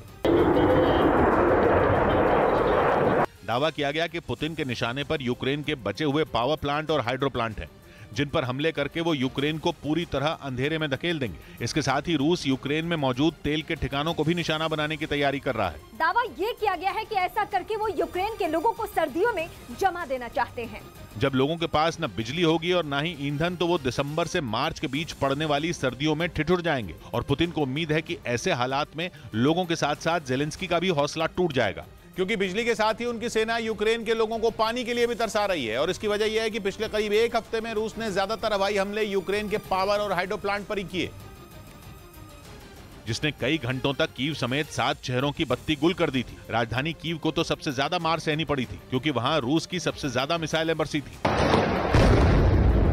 रूस के हमले में कीव की बिजली और पानी की व्यवस्था तहस नहस हो गई थी। दावा किया गया कि अब भी वहां के हालात बुरी तरह बिगड़े हुए हैं। दावा है कि रूस की मिसाइलों की मार से वहां करीब 45 लाख लोग अंधेरे में जीने के लिए मजबूर हो गए हैं, और यहीं से पुतिन का तीसरा प्लान काम करना शुरू करेगा, जिससे यूक्रेन का साथ दे रहे देश भी परेशान हो जाएंगे। दावा किया गया कि रूस के हमलों और बिजली पानी की किल्लत से यूक्रेन के लोग बड़ी संख्या में आसपास के देशों में भागने लगेंगे, और ये उन देशों पर भार बढ़ाने का काम करेगा। दावा है कि इसके बाद यूक्रेन के मददगार हाथ पीछे खींचने को मजबूर हो जाएंगे, जिसके बाद पुतिन आसानी से यूक्रेन को घुटने टेकने पर मजबूर कर देंगे। इधर कानपुर में समाजवादी पार्टी के विधायक इरफान सोलंकी और उनके भाई के खिलाफ पुलिस ने केस दर्ज कर लिया। आरोप है कि उन्होंने एक मकान को हथियाने की कोशिश की थी, और इसी इरादे से उन्होंने उसे आग के हवाले कर दिया, जिसकी शिकायत मिलने पर पुलिस उनके घर पहुंची। प्लाट में पीछे पड़े हुए हैं, आज से नहीं भाई 26 हम लोग। वहीं एफआईआर दर्ज होते ही विधायक इरफान सोलंकी ने जांच कमेटी बनाने की मांग की। पेपर तो दिखाई, यदि मकान उसका है। मकान को आग लगाने वालों की पहचान के लिए पुलिस सीसीटीवी फुटेज खंगाल रही है। उधर आईसीसी ने T20 इंटरनेशनल की ताजा रैंकिंग जारी की, जिसमें टीम इंडिया के बल्लेबाज सूर्य कुमार यादव बैटिंग में टॉप पर बने हुए हैं, जबकि विराट कोहली ने बैटिंग में अपना 11वां स्थान बरकरार रखा है। सूर्य कुमार यादव ने ऑस्ट्रेलिया में चल रहे T20 वर्ल्ड कप में अब तक 5 मैचों में 200 के स्ट्राइक रेट से 225 रन बनाए, और 869 रेटिंग पॉइंट्स के साथ वो इस लिस्ट में टॉप पर बने हुए हैं। इस बीच द केरल स्टोरी फिल्म की टीजर पर छिड़े विवाद के बाद एफआईआर दर्ज करने के निर्देश जारी कर दिए गए। आरोप है कि फिल्म में 32,000 लड़कियों को जबरन आतंकवादी बनाए जाने का दावा किया गया है, जिसके बाद केरल के डीजीपी ने तिरुवनंतपुरम कमिश्नर को एफआईआर दर्ज करने के निर्देश दे दिए। आरोप है कि फिल्म में 32,000 लड़कियों का धर्म परिवर्तन कर उन्हें आतंकवादी संगठन ISIS में शामिल किए जाने की बात कही गई, जिसके बाद फिल्म पर बैन की मांग तेज हो गई। उधर खबर है कि चीन के खतरे से निपटने के लिए ऑस्ट्रेलिया परमाणु हमला करने वाली पनडुब्बी तैनात करने वाला है, जिसमें उसका साथ देंगे अमेरिका और यूके। ऑस्ट्रेलिया पहले ही कह चुका है कि चीन उसकी सुरक्षा के लिए सबसे बड़ी चिंता है, क्योंकि समंदर में विस्तारवादी नीति अपना रहे चीन ने ऑस्ट्रेलिया को अपनी मिसाइलों की रेंज में रखा है। कुछ महीने पहले ही उसने सोलोमन आइलैंड से एक सीक्रेट डील की थी, जिससे वहां उसका सैन्य ठिकाना बनने का रास्ता खुल गया था। प्रशांत महासागर में बसे छोटे से सोलोमन आइलैंड से ऑस्ट्रेलिया का उत्तर पूर्वी हिस्सा 2000 किलोमीटर से भी कम दूरी पर है, जो चीन के लिए फायदे की और ऑस्ट्रेलिया के लिए नुकसान की बात है। और माना जा रहा है कि इसी खतरे को भांपते हुए ऑस्ट्रेलिया ने समंदर में परमाणु हमला करने वाली पनडुब्बी तैनात करने का ऐलान किया, और वहां के रक्षा मंत्री ने बयान दिया कि ऑकस से जुड़े तीनों देश न्यूक्लियर सबमरीन फ्लीट तैयार करेंगे, और ऑस्ट्रेलिया इस बेड़े को प्रशांत महासागर में तैनात करेगा। अमेरिका ने दावा किया कि 2030 तक ऑस्ट्रेलिया को ये पनडुब्बियां मिल जाएंगी। इस बीच खबर है कि सानिया मिर्जा और शोएब मलिक का रिश्ता टूटने वाला है। पाकिस्तान के मीडिया ने दावा किया कि दोनों के बीच रिश्ते अच्छे नहीं चल रहे हैं, जिसकी वजह से दोनों एक दूसरे को तलाक दे सकते हैं। पाकिस्तानी मीडिया के मुताबिक दोनों के एक साथ रहने की इकलौती वजह उनका बेटा है, जिसका जन्म 2018 में हुआ था। सानिया मिर्जा और शोएब मलिक की शादी 2010 में हुई थी। इधर उत्तर प्रदेश के अमरोहा में हुए सड़क हादसे में 4 लोगों की मौत हो गई, जबकि एक आदमी गंभीर रूप से घायल हो गया, जिसे इलाज के लिए अस्पताल में भर्ती करवाना पड़ा। घटना की जानकारी मिलते ही पुलिस ने शवों को पोस्टमार्टम के लिए भेज दिया और मामले की जांच में जुट गई। हम लोग सीसीटीवी कैमरा चेक करवा रहे हैं जिस वाहन के साथ हुआ है। जानकारी के मुताबिक सभी लोग दिल्ली जा रहे थे, तभी उनकी गाड़ी को अचानक एक कार ने टक्कर मार दी। उधर आगरा में ताजमहल के पास दुकान लगाने वालों को सुप्रीम कोर्ट ने अंतरिम राहत दे दी और 500 मीटर के दायरे से दुकानें नहीं हटाने का आदेश दिया। हालांकि आदेश अंतिम नहीं है, फिर भी दुकानदारों को थोड़ी राहत मिल गई। इससे पहले 26 सितंबर को सुप्रीम कोर्ट ने ताजमहल के 500 मीटर के दायरे में सभी गतिविधियों को तुरंत रोकने का आदेश दिया था। इस बीच यूक्रेन के मीडिया का दावा है कि जेलेंस्की की सेना से बचाने के लिए पुतिन के सैनिकों ने खैरसोन में अपने ही हथियार उड़ा दिए। खैरसोन में इन दिनों रूस और यूक्रेन के बीच भीषण जंग जारी है और खैरसोन पर कब्जा जमाने के लिए रूस और यूक्रेन के सैनिक एक दूसरे के खून के प्यासे बन चुके हैं। एक तरफ जहां जेलेंस्की की सेना इस इलाके को रूस से हथियाने के लिए पूरा जोर लगा रही है, तो दूसरी तरफ रूसी सैनिक इसे बचाने में जुटे हैं। इसी बीच रूस के एक सैनिक के फोन पर की गई बातचीत के आधार पर दावा किया गया कि पुतिन की सेना वहां अपने ही हथियारों को उड़ा रही है। कहा गया कि वो ऐसा इसलिए कर रही है क्योंकि उसे डर है कि जेलेंस्की के सैनिक कभी भी रूसी सैनिकों को घुटने टेकने पर मजबूर कर देंगे, जिसके बाद उनके हथियारों पर भी यूक्रेन के सैनिकों का कब्जा हो जाएगा और इसी डर से वो अपने हथियार तबाह करने में जुटे हैं। दावा है कि पुतिन के सैनिकों को डर है कि अगर रूसी हथियार भी यूक्रेन के हाथ लग गए तो उनके लिए वहां जंग जारी रखना बेहद मुश्किल हो जाएगा। इधर भारतीय सेना ने पाकिस्तान की तरफ से आने वाले ड्रोन के खात्मे का इंतजाम कर लिया। सीमा पार से नशीले पदार्थ के साथ घुसपैठ करने वाले ड्रोन अब वहीं ढेर कर दिए जाएंगे, जिसके लिए सेना को मल्टी शॉटगन से लैस किया गया है। ये एक ऐसा हथियार है जो दुश्मन के ड्रोन को पलक झपकते ही मिट्टी में मिला सकता है। जानकारी के मुताबिक इसमें लगे आधुनिक रेडार सिस्टम की मदद से आसमान में उड़ते ड्रोन को करीब 5 किलोमीटर दूर से ही डिटेक्ट किया जा सकता है, जिसके बाद जैमर उसे हवा में रोक लेता है और उसके साथ लगे मल्टी लॉन्चर से एक बार में 9 राउंड फायरिंग होती है, जिससे ड्रोन को जमीन पर गिरने में चंद सेकंड ही लगेंगे। खबर है कि इसे LOC पर तैनात सैनिकों को सौंप दिया गया है। ऐसा इसलिए क्योंकि पिछले 10 महीनों में पाकिस्तान ने कम से कम 25 बार ड्रोन के जरिए घुसपैठ की कोशिश की है और साथ ही उस पर भारी मात्रा में नशे की खेप पंजाब और उसके आसपास के राज्यों में भेजने का आरोप है, जिससे निपटने के लिए भारतीय सेना ने अपने इस नए हथियार को सीमा पर तैनात किया है। उधर राजस्थान के टोंक में प्रशासन का बड़ा एक्शन देखने को मिला। वहां बस स्टेशन के सामने सड़क किनारे बनी दुकानों को बुलडोजर से हटा दिया गया और पुलिस की मौजूदगी में दुकानों को हटाने की पूरी कार्रवाई को अंजाम दिया गया। इस कार्रवाई का जो वीडियो सामने आया उसमें खुदाई करने वाली मशीन से सड़क किनारे मौजूद दुकानों को हटाया गया, फिर उन्हें ट्रॉली में लादा गया। इस तरह वहां मौजूद सभी दुकानों को एक एक कर हटा दिया गया। इस कार्रवाई के दौरान वहां प्रशासन के बड़े अधिकारी मौजूद रहे। यही नहीं, अतिक्रमण हटाने से पहले ही वहां भारी संख्या में पुलिस के जवानों को तैनात कर दिया गया था ताकि किसी तरह का कोई बवाल होने पर उसे वक्त रहते संभाला जा सके। इस बीच यूक्रेन जंग के 3 महीने खिंचने के आसार नजर आ रहे हैं, क्योंकि यूक्रेन की सरकार ने संसद में बिल पेश किया और 3 महीने के लिए मार्शल लॉ बढ़ाने का प्रस्ताव रखा। यूक्रेन जंग की शुरुआत में ही वहां मार्शल लॉ लगा दिया गया था और जंग के 9वें महीने में इसे बढ़ाने का मन बनाया गया है, वो भी 1-2 दिन नहीं, पूरे 90 दिन के लिए। यूक्रेन में मार्शल लॉ बढ़ाने का संकेत पहले वहां के एक सांसद ने दिया और फिर जेलेंस्की ने संसद में इससे जुड़ा बिल पेश किया, जिसके बाद ये बात करीब करीब तय है कि जंग के बीच यूक्रेन में मार्शल लॉ 90 दिन के लिए बढ़ाया जाएगा। यानी यूक्रेन में जो होगा वो वहां की सेना की मर्जी से होगा, जनता की नहीं। वैसे 24 फरवरी को जंग का आगाज होते ही वहां मार्शल लॉ लगा दिया गया था, जो अब 3 महीने के लिए बढ़ सकता है, क्योंकि पुतिन की सेना अब भी यूक्रेन के लिए मुसीबत बनी हुई है। अक्टूबर में तो रूस पहले से अधिक आक्रामक हो गया और उसने सीधा कीव को टारगेट किया। वहां मिसाइलें गिरी, ड्रोन से हमले हुए, पूरे के पूरे ब्लैकआउट तक की नौबत आ गई। यही नहीं, कीव समेत यूक्रेन के 7 बड़े शहरों का पुतिन ने पूरा का पूरा चेहरा बिगाड़ कर रख दिया। और अब सर्दियां आने वाली हैं, जिसमें दोनों सेनाओं को चुनौती भरी लड़ाई लड़नी होगी, क्योंकि पुतिन ठंड में भी लड़ने के लिए तैयार है। यानी यूक्रेन को राहत नहीं मिलने वाली। माना जा रहा है कि इसी वजह से यूक्रेन ने 90 दिनों के लिए मार्शल लॉ बढ़ाने के बारे में सोचा, क्योंकि मार्शल लॉ लगने के बाद पूरी पावर यूक्रेन की सेना के पास होगी। जंग के समय जब मार्शल लॉ लगता है तो यही होता है, सेना ही देश की रक्षा करती है और सारे बड़े फैसले लेती है। क्योंकि मार्शल लॉ लगाने का मतलब ही होता है देश में सेना की सरकार। ये कानून लागू होते ही कर्फ्यू लगाया जा सकता है और सेंसरशिप लागू हो सकती है। यही नहीं, लोगों के आने जाने और एक जगह इकट्ठा होने पर भी बैन लग सकता है। यही नहीं, सेना किसी की भी संपत्ति जब्त कर सकती है और किसी को भी जेल में भी डाल सकती है। और यूक्रेन में इस समय यही कानून चल रहा है।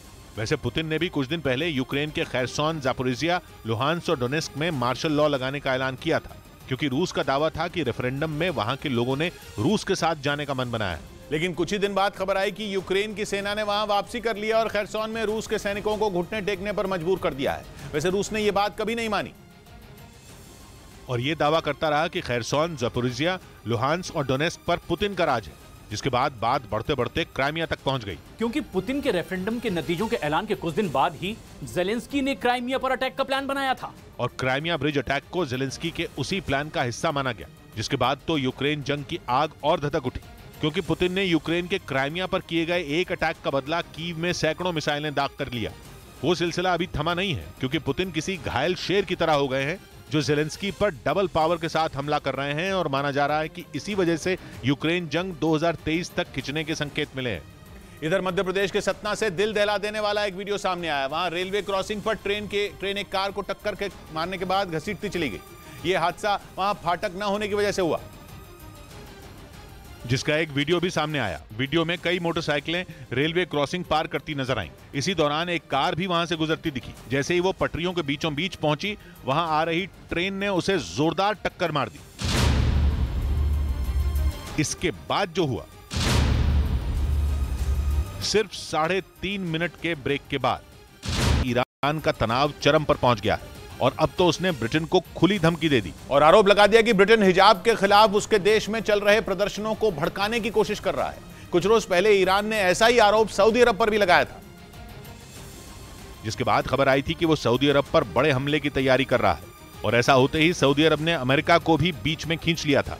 दावा किया गया कि उसने अमेरिका तक हमले की खबर पहुंचा दी थी। इसके बाद अमेरिका के खतरनाक फाइटर जेट ईरान की तरफ उड़ गए थे। खबर आई थी कि अमेरिका ने अपने F-22 फाइटर जेट ईरान की तरफ भेजे थे। यानी अगर ईरान सऊदी अरब पर हमला करता तो अमेरिका भी उस पर बम बरसा देता। लेकिन लगता है कि ईरान पर अमेरिका के उस कदम का कोई असर नहीं हुआ। माना जा रहा है कि अब वो भी जंग ही चाहता है, क्योंकि रूस के मुद्दे पर तो उसने कई बार अमेरिका और ब्रिटेन की चेतावनियों को हवा में उड़ा दिया और अब वो उल्टा ब्रिटेन पर ही अपने देश में आग लगाने का आरोप लगा रहा है। माना जा रहा है कि आने वाले दिनों में ईरान के साथ इन देशों की तलखी बढ़ सकती है, जो एक नई जंग को बुलावा होगा।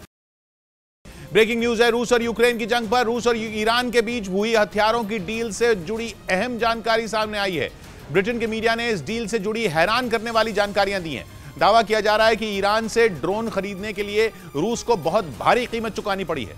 दावा किया जा रहा है कि यह डील केवल पैसों के बदले नहीं हुई, बल्कि ब्रिटेन और अमेरिका के कुछ बड़े राज भी ईरान को दिए गए हैं। ये हैरान करने वाली जानकारियां ब्रिटेन के मीडिया ने सामने रखी हैं। दावा यह भी किया गया है कि शुरुआत में जो डील रूस और ईरान के बीच हुई थी, उसके बाद एक और बड़ी डील भी हो चुकी है और सबसे अहम बात यह कि इस डील में रूस को सिर्फ कैश ही नहीं देना पड़ा, बल्कि ब्रिटेन और अमेरिका की वो मिसाइलें भी देनी पड़ी जिनका इस्तेमाल यूक्रेन की जंग में हो रहा था। मतलब यह कि जो मिसाइलें रूस की फौज पर चलाई जा रही थी, वो भी रूस के काम आ गई। इनमें अमेरिका की जैवलिन एंटी टैंक मिसाइल शामिल है। यूक्रेन की जंग में अमेरिका की इस मिसाइल का बड़े पैमाने पर इस्तेमाल हुआ था। दूसरा नाम अमेरिका की स्टिंगर मिसाइल का है। स्टिंगर एंटी एयरक्राफ्ट मिसाइल भी रूस की तरफ से ईरान को दिए जाने की खबर है। ये दोनों वो मिसाइलें हैं जो अमेरिका ने शुरुआत में ही यूक्रेन की फौज को दी थी। नेटो की फौज भी मैदान जंग में इन मिसाइलों का बड़े पैमाने पर इस्तेमाल करती है। तीसरा नाम ब्रिटेन की एक मिसाइल का भी है, एनलॉ एंटी टैंक वेपन। ये एक छोटी और हल्की मिसाइल है। केवल 12.5 किलो की इस मिसाइल को फौजी कंधे पर रखकर दाग सकते हैं। दुश्मन के टैंक उड़ाने में ब्रिटेन का यह हथियार बेजोड़ माना जाता है। और दावा यह है कि रूस ने ऐसे कई हथियार ईरान को दिए ताकि उनसे मिलते जुलते हथियार ईरान में बनाए जा सकें। ईरान और रूस के बीच जो हथियारों की डील हुई, उसका यह एक अहम हिस्सा बताया जा रहा है, क्योंकि ब्रिटेन के मीडिया का दावा यह है कि ईरान में स्टिंगर और जैवलिन मिसाइलों की तकनीक पर काम शुरू भी किया जा चुका है। डील से जुड़ी जो जानकारी सामने आई है, उसके मुताबिक दोनों देशों के बीच सौदा अगस्त में हुआ था। उस वक्त रूस और ईरान के बीच डील 160 आत्मघाती ड्रोन के लिए ही हुई थी। इसके बदले ईरान को 2 हिस्सों में कीमत अदा की जानी थी, जिनमें पहला हिस्सा था $14 करोड़ का, यानी रुपए में करीब 1200 करोड़। लेकिन ईरान के ड्रोन खरीदने की अकेली कीमत नहीं थी। दावा यह किया जा रहा है कि ईरान ने ब्रिटेन और अमेरिका के हथियार देने की शर्त रूस के सामने रखी थी। स्टिंगर और जैवलिन मिसाइलें उन्हीं हथियारों में शामिल हैं। जंग के दौरान कई मौकों पर रूस की सेना ने यूक्रेन की फौज के कुछ अड्डों पर भी कब्जा किया था। पता चला है कि उस वक्त रूस के हाथ केवल फूकी हुई मिसाइलें नहीं, बल्कि बिना चलाई गई मिसाइलें भी लगी थी। यही वो मिसाइलें थीं जिन्हें बाद में रूस ने ईरान को पहुंचा दिया। और इस डील की बात को साबित करने के लिए ब्रिटेन के मीडिया ने कुछ सबूत भी दिए हैं। दावा किया गया कि 20 अगस्त को रूस की फौज का एक प्लेन ईरान पहुंचा था और उसमें वो हथियार होने का अनुमान है जो ईरान की फौज को दिए जाने थे। इसके लिए कुछ सैटेलाइट से ली गई तस्वीरें जारी की गई हैं। हालांकि ये तस्वीरें काफी धुंधली हैं, लेकिन दावा किया गया कि ये तस्वीरें तेहरान के मेहराबाद इंटरनेशनल एयरपोर्ट की हैं। पहली तस्वीर में लाल रंग की लकीरें दिखी और दावा है कि ये रूस की फौज का प्लेन IL-76 है। 2 घंटे बाद की उसी जगह की तस्वीर में ये प्लेन नहीं दिखा। माना जा रहा है कि रूस की फौज का प्लेन अमेरिका और ब्रिटेन के हथियार लेकर ईरान पहुंचा और ईरान के आत्मघाती ड्रोन लेकर रवाना हो गया। पता चला है कि ईरान से पहली डील 160 आत्मघाती ड्रोन की हुई थी, जिनमें 100 शाहिद 136 थे। यानी शाहिद 136 के अलावा 60 आत्मघाती ड्रोन और भी थे जो ईरान ने रूस की फौज को दिए थे। लेकिन पता चला है कि ईरान और रूस के बीच हथियारों की डील यहीं पर खत्म नहीं हुई, बल्कि यहां से तो दोनों देशों के बीच कारोबार शुरू हुआ था। पता चला इसके बाद दोनों के बीच एक और बड़ी डील हो चुकी है, जो पिछली डील से ब्रेकिंग न्यूज है ईरान और सऊदी अरब के तनाव पर। खबर है कि रूस की तरफ से दोनों देशों में बढ़ रहे तनाव को कम करने की पहल की जा सकती है। पुतिन की तरफ से पेशकश की गई है कि वो सऊदी अरब और ईरान की बीच बातचीत करवाने के लिए तैयार हैं, और रूस की तरफ से दावा किया गया है कि बातचीत के जरिए दोनों देशों के बीच का तनाव कम किया जा सकता है। सऊदी अरब और ईरान के बीच जंग का मोर्चा खुलता दिख रहा है और इस विवाद पर पहली बार रूस का कोई बयान आया है। यूक्रेन में चल रही जंग में ये दोनों देश रूस के लिए अहम हैं और माना जा रहा है कि इसी वजह से ईरान और सऊदी अरब के बीच बने तनाव को कम करने का जिम्मा पुतिन उठाने वाले हैं। मतलब ये कि पुतिन की कोशिश होगी कि उनका दोस्त ईरान किसी नई जंग में न उलझ जाए, खासतौर पर तब जब पुतिन के सामने अपने 2 दोस्तों में किसी एक को चुनने की नौबत आने वाली हो। ईरान और सऊदी अरब की दुश्मनी नई नहीं है, लेकिन इस बार नौबत जंग की आती दिखने लगी है। सऊदी अरब ने अमेरिका को बताया कि ईरान बड़े हमलों की तैयारी कर चुका है। ये हमले सऊदी अरब और इराक में अमेरिकी फौज के ठिकानों पर हो सकते हैं। अमेरिका ने भी भरोसा दिया है कि वो सऊदी अरब और इराक की सुरक्षा करेगा। यहाँ तक कि अमेरिका के फाइटर जेट ईरान के करीब पहुंचने की खबर भी आई थी। तनाव का यह माहौल किसी बड़ी जंग की शुरुआत बन सकता है। इसीलिए पुतिन ने सऊदी अरब और ईरान के बीच सुलह कराने की पेशकश की है और कहा है कि सऊदी अरब और ईरान के बीच में बने तनाव के पीछे सिर्फ गलतफहमियां हैं। रूस की तरफ से कहा गया है कि बातचीत के रास्ते झगड़े का अंत किया जा सकता है, जिसकी वजह भी साफ है। अगर ईरान और सऊदी अरब में जंग छिड़ी तो अमेरिका तो ईरान के खिलाफ लड़ रहा होगा, लेकिन रूस के लिए दुश्मन चुनना मुश्किल हो जाएगा, क्योंकि एक तरफ सऊदी अरब होगा जो तेल के खेल में पुतिन का सहारा बना हुआ है, दूसरी तरफ ईरान होगा जिसके हथियारों के बूते वो यूक्रेन में तबाही मचा रहे हैं। अगर ईरान का साथ दिया तो सऊदी अरब पुतिन को झटका दे सकता है, लेकिन अगर रूस ने सऊदी अरब का साथ दिया तो ईरान से हथियार मिलने बंद हो सकते हैं। यही वजह है कि जंग का ये नया मोर्चा सऊदी अरब और ईरान से ज्यादा रूस की टेंशन बना हुआ है। इसीलिए पुतिन ने पेशकश की है कि वो दोनों देशों के बीच सुलह करा सकते हैं। उधर खबर है कि सऊदी अरब को धमकी देने के बाद ईरान अपनी मिसाइलों की ताकत बढ़ाने में जुट गया है। जानकारी के मुताबिक वो अपने खतरनाक मिसाइल सिस्टमों को अपग्रेड करने की तैयारी में है, जिनमें एक है बावर 373, जो जमीन से हवा में मार करने वाला ईरान का सबसे घातक मिसाइल सिस्टम माना जाता है। खबर है कि ईरान इसकी रेंज को बढ़ाकर 400 किलोमीटर तक करने की कोशिश में लगा है, क्योंकि पिछले कुछ वक्त से सऊदी अरब से खराब रिश्तों की वजह से दोनों के बीच युद्ध छिड़ने की आशंका जताई जा रही है। इसलिए वो अपने खतरनाक हथियारों को और धार देने में जुट गया है, जिसमें सबसे बड़ा नाम उसके खूंखार मिसाइल सिस्टम बावर 373 का है, जिसकी रेंज पहले 305 किलोमीटर थी और ईरान उसे बढ़ाकर 400 किलोमीटर तक ले जाने की कोशिश में है। ईरान का दावा है कि टेस्टिंग के दौरान इसके रडार ने 450 किलोमीटर दूर टारगेट को पकड़ लिया और करीब 400 किलोमीटर की दूरी पर उसे ढेर भी कर दिया। ईरान का मानना है कि यह दुश्मन के ड्रोन और खतरनाक लड़ाकू विमानों को आसानी से चित कर सकता है। इस बीच खबर है कि एक हवाई हमले में ईरान के 10 नागरिकों की रहस्यमय तरीके से मौत हो गई। यह हमला सीरिया और इराक के बॉर्डर के पास हुआ। माना जा रहा है कि ईरान और अमेरिका में बने हुए तनाव के बीच यह घटना आग में घी डालने का काम कर सकती है, क्योंकि जिस तरह से यह हमला हुआ, माना जा रहा है कि ईरान के लोगों को टारगेट बनाकर यह हमला किया गया। एक दिन पहले ही खबर आई थी कि बगदाद में एक अमेरिकी नागरिक की हत्या हुई है। इन घटनाओं की टाइमिंग सबसे ज्यादा अहम है, क्योंकि ईरान और अमेरिका पहले से ही जंग के मुहाने पर खड़े हैं। माना जा रहा है कि ईरान की तरफ से सऊदी अरब और इराक में बड़ा हमला किया जा सकता है और ईरान के इन हमलों का जवाब देने की तैयारी अमेरिका की तरफ से भी की जा चुकी है। ऐसे में ईरान के 10 नागरिकों की हत्या तनाव बढ़ाने वाली है। सीरिया और इराक के बॉर्डर पर यह हमला 15 ट्रकों के एक काफिले पर हुआ। इन ट्रकों में तेल ले जाया जा रहा था, लेकिन हमला किसने किया, क्यों किया और हमले में किस मिसाइल का इस्तेमाल हुआ, यह अब तक साफ नहीं है। इधर मध्य प्रदेश के सतना से दिल दहला देने वाला एक वीडियो सामने आया। वहां रेलवे क्रॉसिंग पर ट्रेन ने एक कार को जोरदार टक्कर मार दी। हादसा वहां फाटक न होने की वजह से हुआ, जिसका एक वीडियो भी सामने आया। वीडियो में कई मोटरसाइकिलें रेलवे क्रॉसिंग पार करती नजर आईं। इसी दौरान एक कार भी वहां से गुजरती दिखी। जैसे ही वो पटरियों के बीचों बीच पहुंची, वहां आ रही ट्रेन ने उसे जोरदार टक्कर मार दी। टक्कर मारने के बाद ट्रेन उस कार को कुछ दूरी तक घसीटती चली गई। हालांकि गनीमत यह रही कि ट्रेन की रफ्तार धीमी थी, जिसकी वजह से वक्त रहते कार का ड्राइवर गाड़ी से कूद गया, जिससे उसकी जान बच गई। बैरियर नहीं है, न सिग्नल की लाइट लगी हुई है। यहाँ लोगों का आरोप है कि फाटक न होने की वजह से वहां अक्सर ऐसे हादसे होते रहते हैं। इसके बावजूद रेलवे की तरफ से कोई कदम नहीं उठाया गया। उधर तुर्की वर्सेस ग्रीस पर बयानबाजी करके चीन भी इस लड़ाई में कूद गया और तुर्की को जबरदस्त झटका दे दिया। ऐसा इसलिए क्योंकि ग्रीस में चीन के राजदूत ने यह कह दिया कि ग्रीस की संप्रभुता की इज्जत होनी चाहिए। तुर्की के राष्ट्रपति तो ग्रीस को अपनी टाइफून बैलिस्टिक मिसाइल की धमकी तक दे चुके हैं, लेकिन तुर्की और ग्रीस के विवाद पर चीन के राजदूत ने यह बयान देकर तुर्की के पैरों तले जमीन खिसका दी कि ग्रीस की संप्रभुता की इज्जत होनी चाहिए। उन्होंने यह भी कहा कि ग्रीस की सरकार का रवैया एकदम सही है और वो तुर्की से मामला सुलझाने में लगा है, जबकि तुर्की ग्रीस पर ही आग भड़काने का आरोप लगाता रहा है। चीन का यह बयान तुर्की के होश उड़ाने वाला है, क्योंकि चीन उस तिकड़ी में शामिल है जिसमें पाकिस्तान के साथ खुद तुर्की भी है, लेकिन फिर भी चीन के राजदूत ने ग्रीस के हक में बयान दे दिया। वैसे बात यह भी है कि चीन के ग्रीस से भी अच्छे रिश्ते हैं। इसी बीच उत्तर प्रदेश के अलीगढ़ में बीजेवाईएम के उपाध्यक्ष अमित गोस्वामी ने सिर तन से जुदा करने की धमकी मिलने का आरोप लगाया। दावा है कि उन्हें जान से मारने की धमकी फोन पर मिली, जिसकी शिकायत उन्होंने पुलिस से की और बताया कि धमकी देने वाले ने खुद को एएमयू का छात्र बताया। ज्यादा नेतागिरी की तो अपनी जान से हाथ धो बैठेगा। अमित गोस्वामी एएमयू में जिन्ना की तस्वीर और एक छात्र से जबरन पाकिस्तान जिंदाबाद के नारे लगवाने के विरोध से चर्चा में आए थे। उधर मध्य प्रदेश के विदिशा में टोल प्लाजा के कर्मचारियों पर बीजेपी विधायक से बदसलूकी का आरोप लगा। बताया गया कि कर्मचारियों ने बीजेपी विधायक उमाकांत शर्मा को आधे घंटे तक टोल से बाहर निकलने नहीं दिया, जिसकी शिकायत उन्होंने अधिकारियों से की। रसीद काट दो आप, मैं निकल जाऊं ताकि। नहीं साहब, रसीद नहीं काटेंगे। घटना की जानकारी मिलने के बाद मौके पर पुलिस पहुंच गई, जिसके बाद टोल प्लाजा के कर्मचारियों के खिलाफ केस दर्ज कर लिया गया। इस बीच शेयर बाजार में लगातार तेजी के बाद गिरावट दर्ज की गई। बाजार शुरू में बढ़त के साथ खुला, लेकिन बाद में तेजी बरकरार नहीं रह पाई और दिन भर के उतार चढ़ाव के बाद आखिर में सेंसेक्स और निफ्टी लाल निशान पर बंद हुए। सेंसेक्स 152 अंकों की गिरावट के साथ 61,033 पर बंद हुआ, जबकि निफ्टी 46 अंकों की गिरावट के साथ 18,157 पर रहा। उधर रूस की सेना ने दावा किया कि उसने अपने घातक हथियार से जेलेंस्की की सेना पर रॉकेट की बारिश की। यूक्रेन पर किए गए हमले का एक वीडियो भी उसने जारी किया, जिसमें उसके जवान मल्टीपल रॉकेट लॉन्चर से दुश्मन पर कहर बरपाते दिखाई दिए।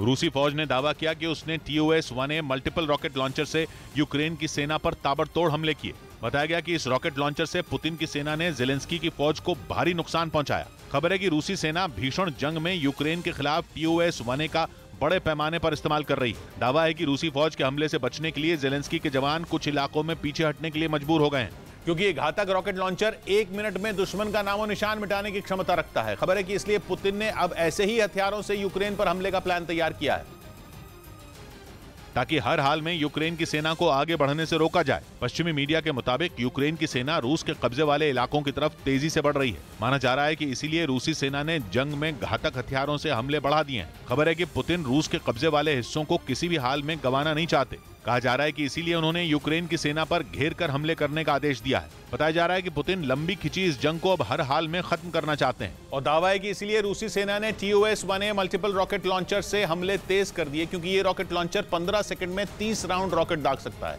यही नहीं, ये 10 किलोमीटर दूर के दुश्मन को भी ढेर करने की ताकत रखता है और तो और इसके जरिए अलग अलग तरह के रॉकेट भी दागे जा सकते हैं, जो हल्के टैंक और बख्तरबंद गाड़ियों को कुछ सेकंड में ही ध्वस्त कर सकते हैं।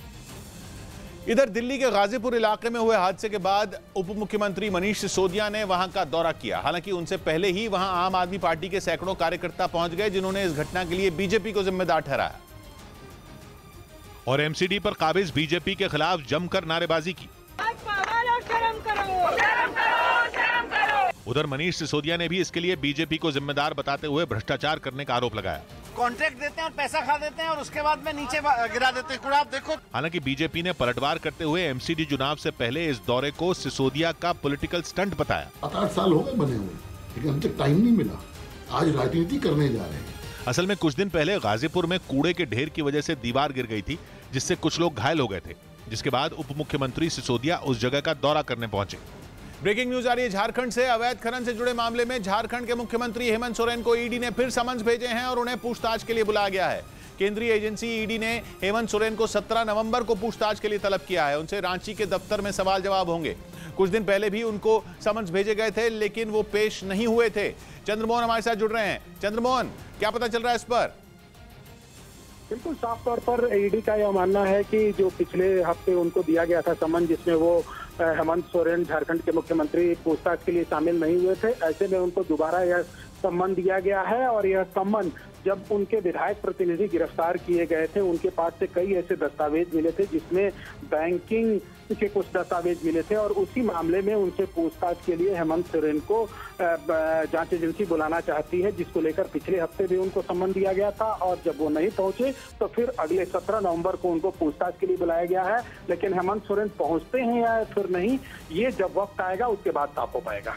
शुक्रिया चंद्रमोहन आपका।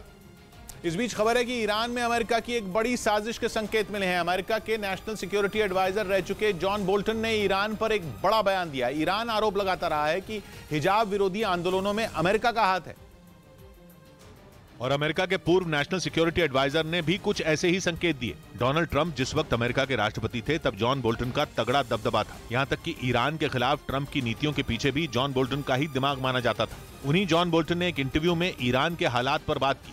उन्होंने वहां के गृह युद्ध में कुर्द लड़ाकों का हाथ बता दिया। कुर्द लड़ाकों को अमेरिका का समर्थन हमेशा से मिलता रहा है। यही बात ईरान भी पिछले 1.5 महीने में दर्जनों बार कह चुका है। ऊपर से जॉन ने उम्मीद बताई कि हिजाब विरोधी आंदोलन वहां पर सत्ता में बदलाव की वजह बन सकता है। मिड टर्म इलेक्शन में प्रचार के दौरान बाइडेन भी कुछ ऐसा ही संकेत दे चुके हैं। इसीलिए माना जा रहा है कि ईरान में लगी आग में घी डालने का काम अमेरिका की तरफ से किया जा रहा है। ऊपर से जॉन बोल्टन का ये इंटरव्यू ऐसे वक्त पर आया जब ईरान और अमेरिका पहले ही जंग के मुहाने पर खड़े हैं, और किसी भी पल दोनों के बीच जंग छिड़ सकती है। अमेरिका पर ईरान रोजाना गुस्सा निकाल रहा है, और अमेरिका तो ईरान की तरफ अपने फाइटर जेट तक भेज चुका है। ऐसे वक्त में जॉन बोल्टन का इंटरव्यू आग भड़काने वाला है। पहले ही माना जा रहा था कि ईरान ने अपने ड्रोन और अपनी मिसाइलों को हमले के लिए तैयार कर लिया है। इराक और सऊदी अरब में ईरान के हमले किसी भी पल होने वाले हैं। खासतौर पर उन जगहों को निशाना बनाए जाने की अटकलें थीं जहां अमेरिकी फौज की मौजूदगी है। लेकिन ईरान की सबसे बड़ी परेशानी इस वक्त ईरान के घरेलू हालात हैं। हिजाब आंदोलन की वजह से वहां गृह युद्ध जैसे हालात हैं। इसीलिए बोल्टन का दावा ईरान के जख्मों पर नमक छिड़कने वाला है। इधर गोवा में सरकारी नौकरी के लिए नए नियम बनाए गए। राज्य सरकार के विभागों में भर्ती के लिए 1 साल का अनुभव जरूरी होगा। यानी नए आवेदकों को सीधे सरकारी सेवा में नहीं लिया जाएगा, बल्कि उनको सरकारी नौकरियों के लिए आवेदन करने से पहले निजी क्षेत्र में काम करके अनुभव प्राप्त करना होगा। इस बात की जानकारी खुद गोवा के मुख्यमंत्री प्रमोद सावंत ने दी। उधर उत्तर प्रदेश के शाहजहांपुर में पुलिस ने 1 करोड़ की अफीम के साथ 3 लोगों को गिरफ्तार कर लिया। आरोप है कि ये तीनों तस्करी कर झारखंड से अफीम लाते थे, जिसे वो शाहजहांपुर और पास के इलाकों में ऊंचे दामों पर सप्लाई करते थे। इस बात की जानकारी पुलिस को मुखबिरों से मिली, जिसके बाद अफीम तस्करों को पकड़ने के लिए तलाशी अभियान चलाया गया, जिसमें पुलिस को कामयाबी मिली और तीनों आरोपियों को जेल भेज दिया गया। इस बीच गुजरात में बीजेपी विधायक हकुबा जाडेजा को चुनाव से पहले लगा तगड़ा झटका। उनके खिलाफ आपराधिक मुकदमा वापस लेने की इजाजत देने से हाईकोर्ट ने इनकार कर दिया, और बीजेपी विधायक हकुबा जाडेजा के खिलाफ केस चलाने का आदेश जारी कर दिया। उन्होंने हाईकोर्ट में आपराधिक मुकदमे से नाम हटाने की याचिका दी थी, लेकिन अदालत ने सबूत देखने के बाद अर्जी ठुकरा दी। जामनगर नॉर्थ के विधायक हकुबा जाडेजा पर 2007 में एक निजी कंपनी पर हमला कर नुकसान पहुंचाने का आरोप है। उधर चीन में चल रहे एयर शो के दौरान उसके सबसे ताकतवर फाइटर जेट J-20 से धुआं निकलने लगा। चीन इन दिनों पूरी दुनिया को अपनी वायुसेना की ताकत दिखाने में जुटा है, ताकि ताइवान और अमेरिका समेत दुनिया के कई दूसरे देश उसका दम देखकर खौफ से भर जाएं। क्योंकि ताइवान को ललकार कर चीन ने अमेरिका से भी दुश्मनी मोल ली है, जो ताइवान की मदद करने के लिए हर वक्त तैयार है। यानी चीन के सामने चुनौती बड़ी है, और इसी को ध्यान में रखकर उसने एयर शो में अपने एक से बढ़कर एक लड़ाकू विमानों का प्रदर्शन किया। लेकिन इसी एयर शो के बीच उसके सबसे घातक लड़ाकू विमान J-20 से काला धुआं उठता दिखाई दिया। ऐसा तब हुआ जब ये विमान उड़ान भरने वाला था, लेकिन उससे पहले ही उसके इंजन में खराबी आ गई। इस वजह से वो एयर शो में अपना जलवा नहीं दिखा सका। चीन ये दावा करता है कि उसका J-20 फाइटर जेट स्टेल्थ तकनीक से लैस है, यानी ये रडार की पकड़ में नहीं आ सकता और इसे किसी भी मौसम में उड़ाया जा सकता है। इधर तेलंगाना हाईकोर्ट ने बीजेपी से निलंबित विधायक टी राजा सिंह को बड़ी राहत दे दी। कोर्ट ने उन्हें रैलियां न करने की शर्त पर रिहा करने का आदेश दिया। यही नहीं, रिहाई पर उन्हें किसी भी तरह के जश्न न मनाने की हिदायत भी दी गई। कोर्ट की शर्तों के मुताबिक टी राजा कोई प्रेस कॉन्फ्रेंस भी नहीं कर पाएंगे। टी राजा पर पैगंबर मोहम्मद के ऊपर विवादास्पद टिप्पणी करने का आरोप लगा था, जिसके बाद उन्हें जेल हो गई थी। इस बीच IPL 2023 के लिए खिलाड़ियों की नीलामी की तारीख का ऐलान कर दिया गया। ये नीलामी 23 दिसंबर को कोच्चि में होगी। जिसमें आईपीएल की 10 टीमें हिस्सा लेंगी। इस दौरान सभी टीमें 5 करोड़ रुपए ज्यादा खर्च कर सकेंगी, यानी टीमें अब 90 के बजाय 95 करोड़ रुपए खर्च कर पाएंगी। उधर छत्तीसगढ़ से यूपी पुलिस ने 1 लाख के इनामी बदमाश को धर दबोचा। वो जमानत मिलने के बाद से फरार चल रहा था, जिसकी लखनऊ पुलिस को लंबे वक्त से तलाश थी। पकड़ा गया बदमाश राजेश अपहरण और हत्या समेत कई केस में आरोपी है। इस बीच खबर है कि यूक्रेन में इस्तेमाल किए जा रहे ईरान के ड्रोन अमेरिका की टेंशन बढ़ा रहे हैं। दावा यह किया जा रहा है कि अमेरिका की खुफिया एजेंसियों को भी अब तक ईरान की इस काबिलियत की खबर नहीं थी, और वो ये सोच भी नहीं रहे थे कि ईरान के पास इतनी बड़ी संख्या में ड्रोन हो सकते हैं। ईरान की अदावत इजराइल और सऊदी अरब से पुरानी है, इसलिए वो हमेशा इन देशों से जंग के लिए तैयार रहता है। अमेरिका का मानना है कि अपने लिए बड़ी संख्या में ड्रोन बनाने के बाद ही ईरान ने पुतिन के साथ सौदा किया है। मतलब ये कि अपनी सुरक्षा करने के लिए भी उसके पास बहुत बड़ी संख्या में शाहिद ड्रोन मौजूद हैं। ड्रोन बनाने की तकनीक कुछ दशकों पहले तक सिर्फ अमेरिका के पास थी।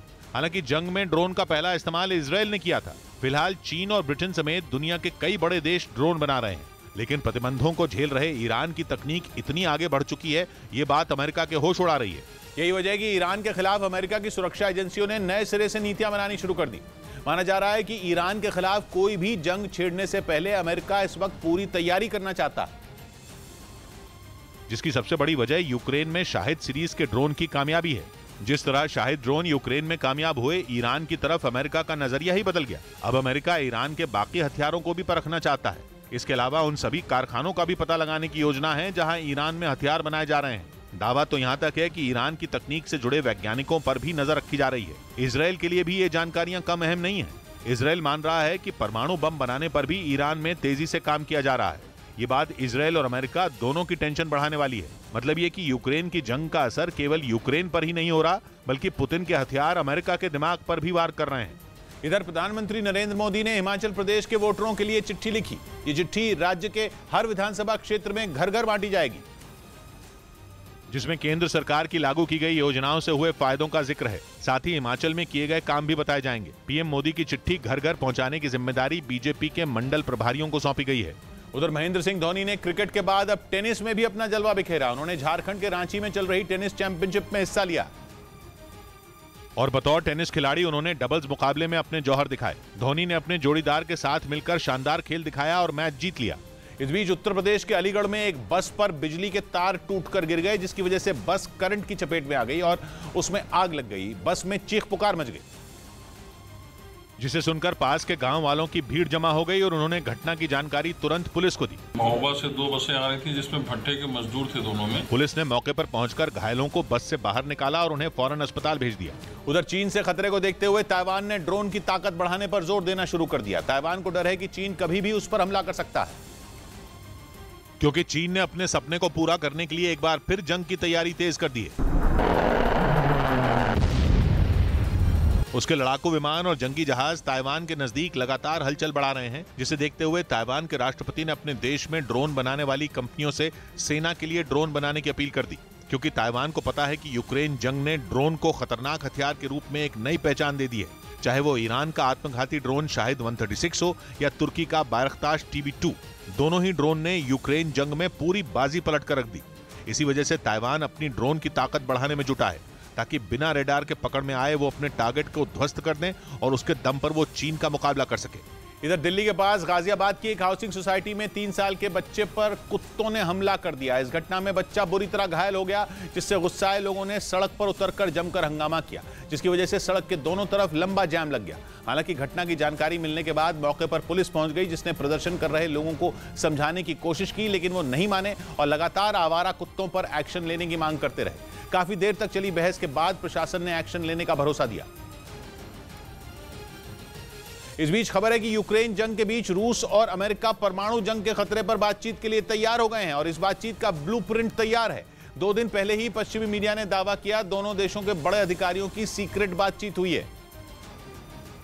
लेकिन यूक्रेन पर हमला करके अमेरिका को ललकारने वाले रूस ने इससे इनकार कर दिया था और अमेरिका से बातचीत का सबूत मांगा था। लेकिन इस बार पश्चिमी मीडिया ने ही नहीं बल्कि रूस के मीडिया ने भी दावा किया कि रूस और अमेरिका में बात होने वाली है, जिसका ब्लूप्रिंट तैयार है और बातचीत का मुद्दा होगा दुनिया पर मंडराता परमाणु जंग का खतरा। यही नहीं, रूस के मीडिया ने दावा किया ये बातचीत पश्चिम एशिया के किसी देश में हो सकती है। क्योंकि स्विट्जरलैंड से रूस नाराज है। रही बात पश्चिम एशिया की, तो वहाँ के कई देशों से रूस के संबंध अच्छे हैं। और इसीलिए कहा जा रहा है कि अमेरिका और रूस की बातचीत के लिए दोनों देशों के प्रतिनिधि पश्चिम एशिया पहुंचेंगे। और अगर ऐसा हुआ तो 24 फरवरी के बाद यह पहला मौका होगा जब दुनिया की ये दोनों महाशक्तियां बातचीत की टेबल पर बैठी होंगी, जिसकी एक बड़ी वजह मानी जा रही है दोनों देशों के बीच हुई न्यू स्टार्ट संधि,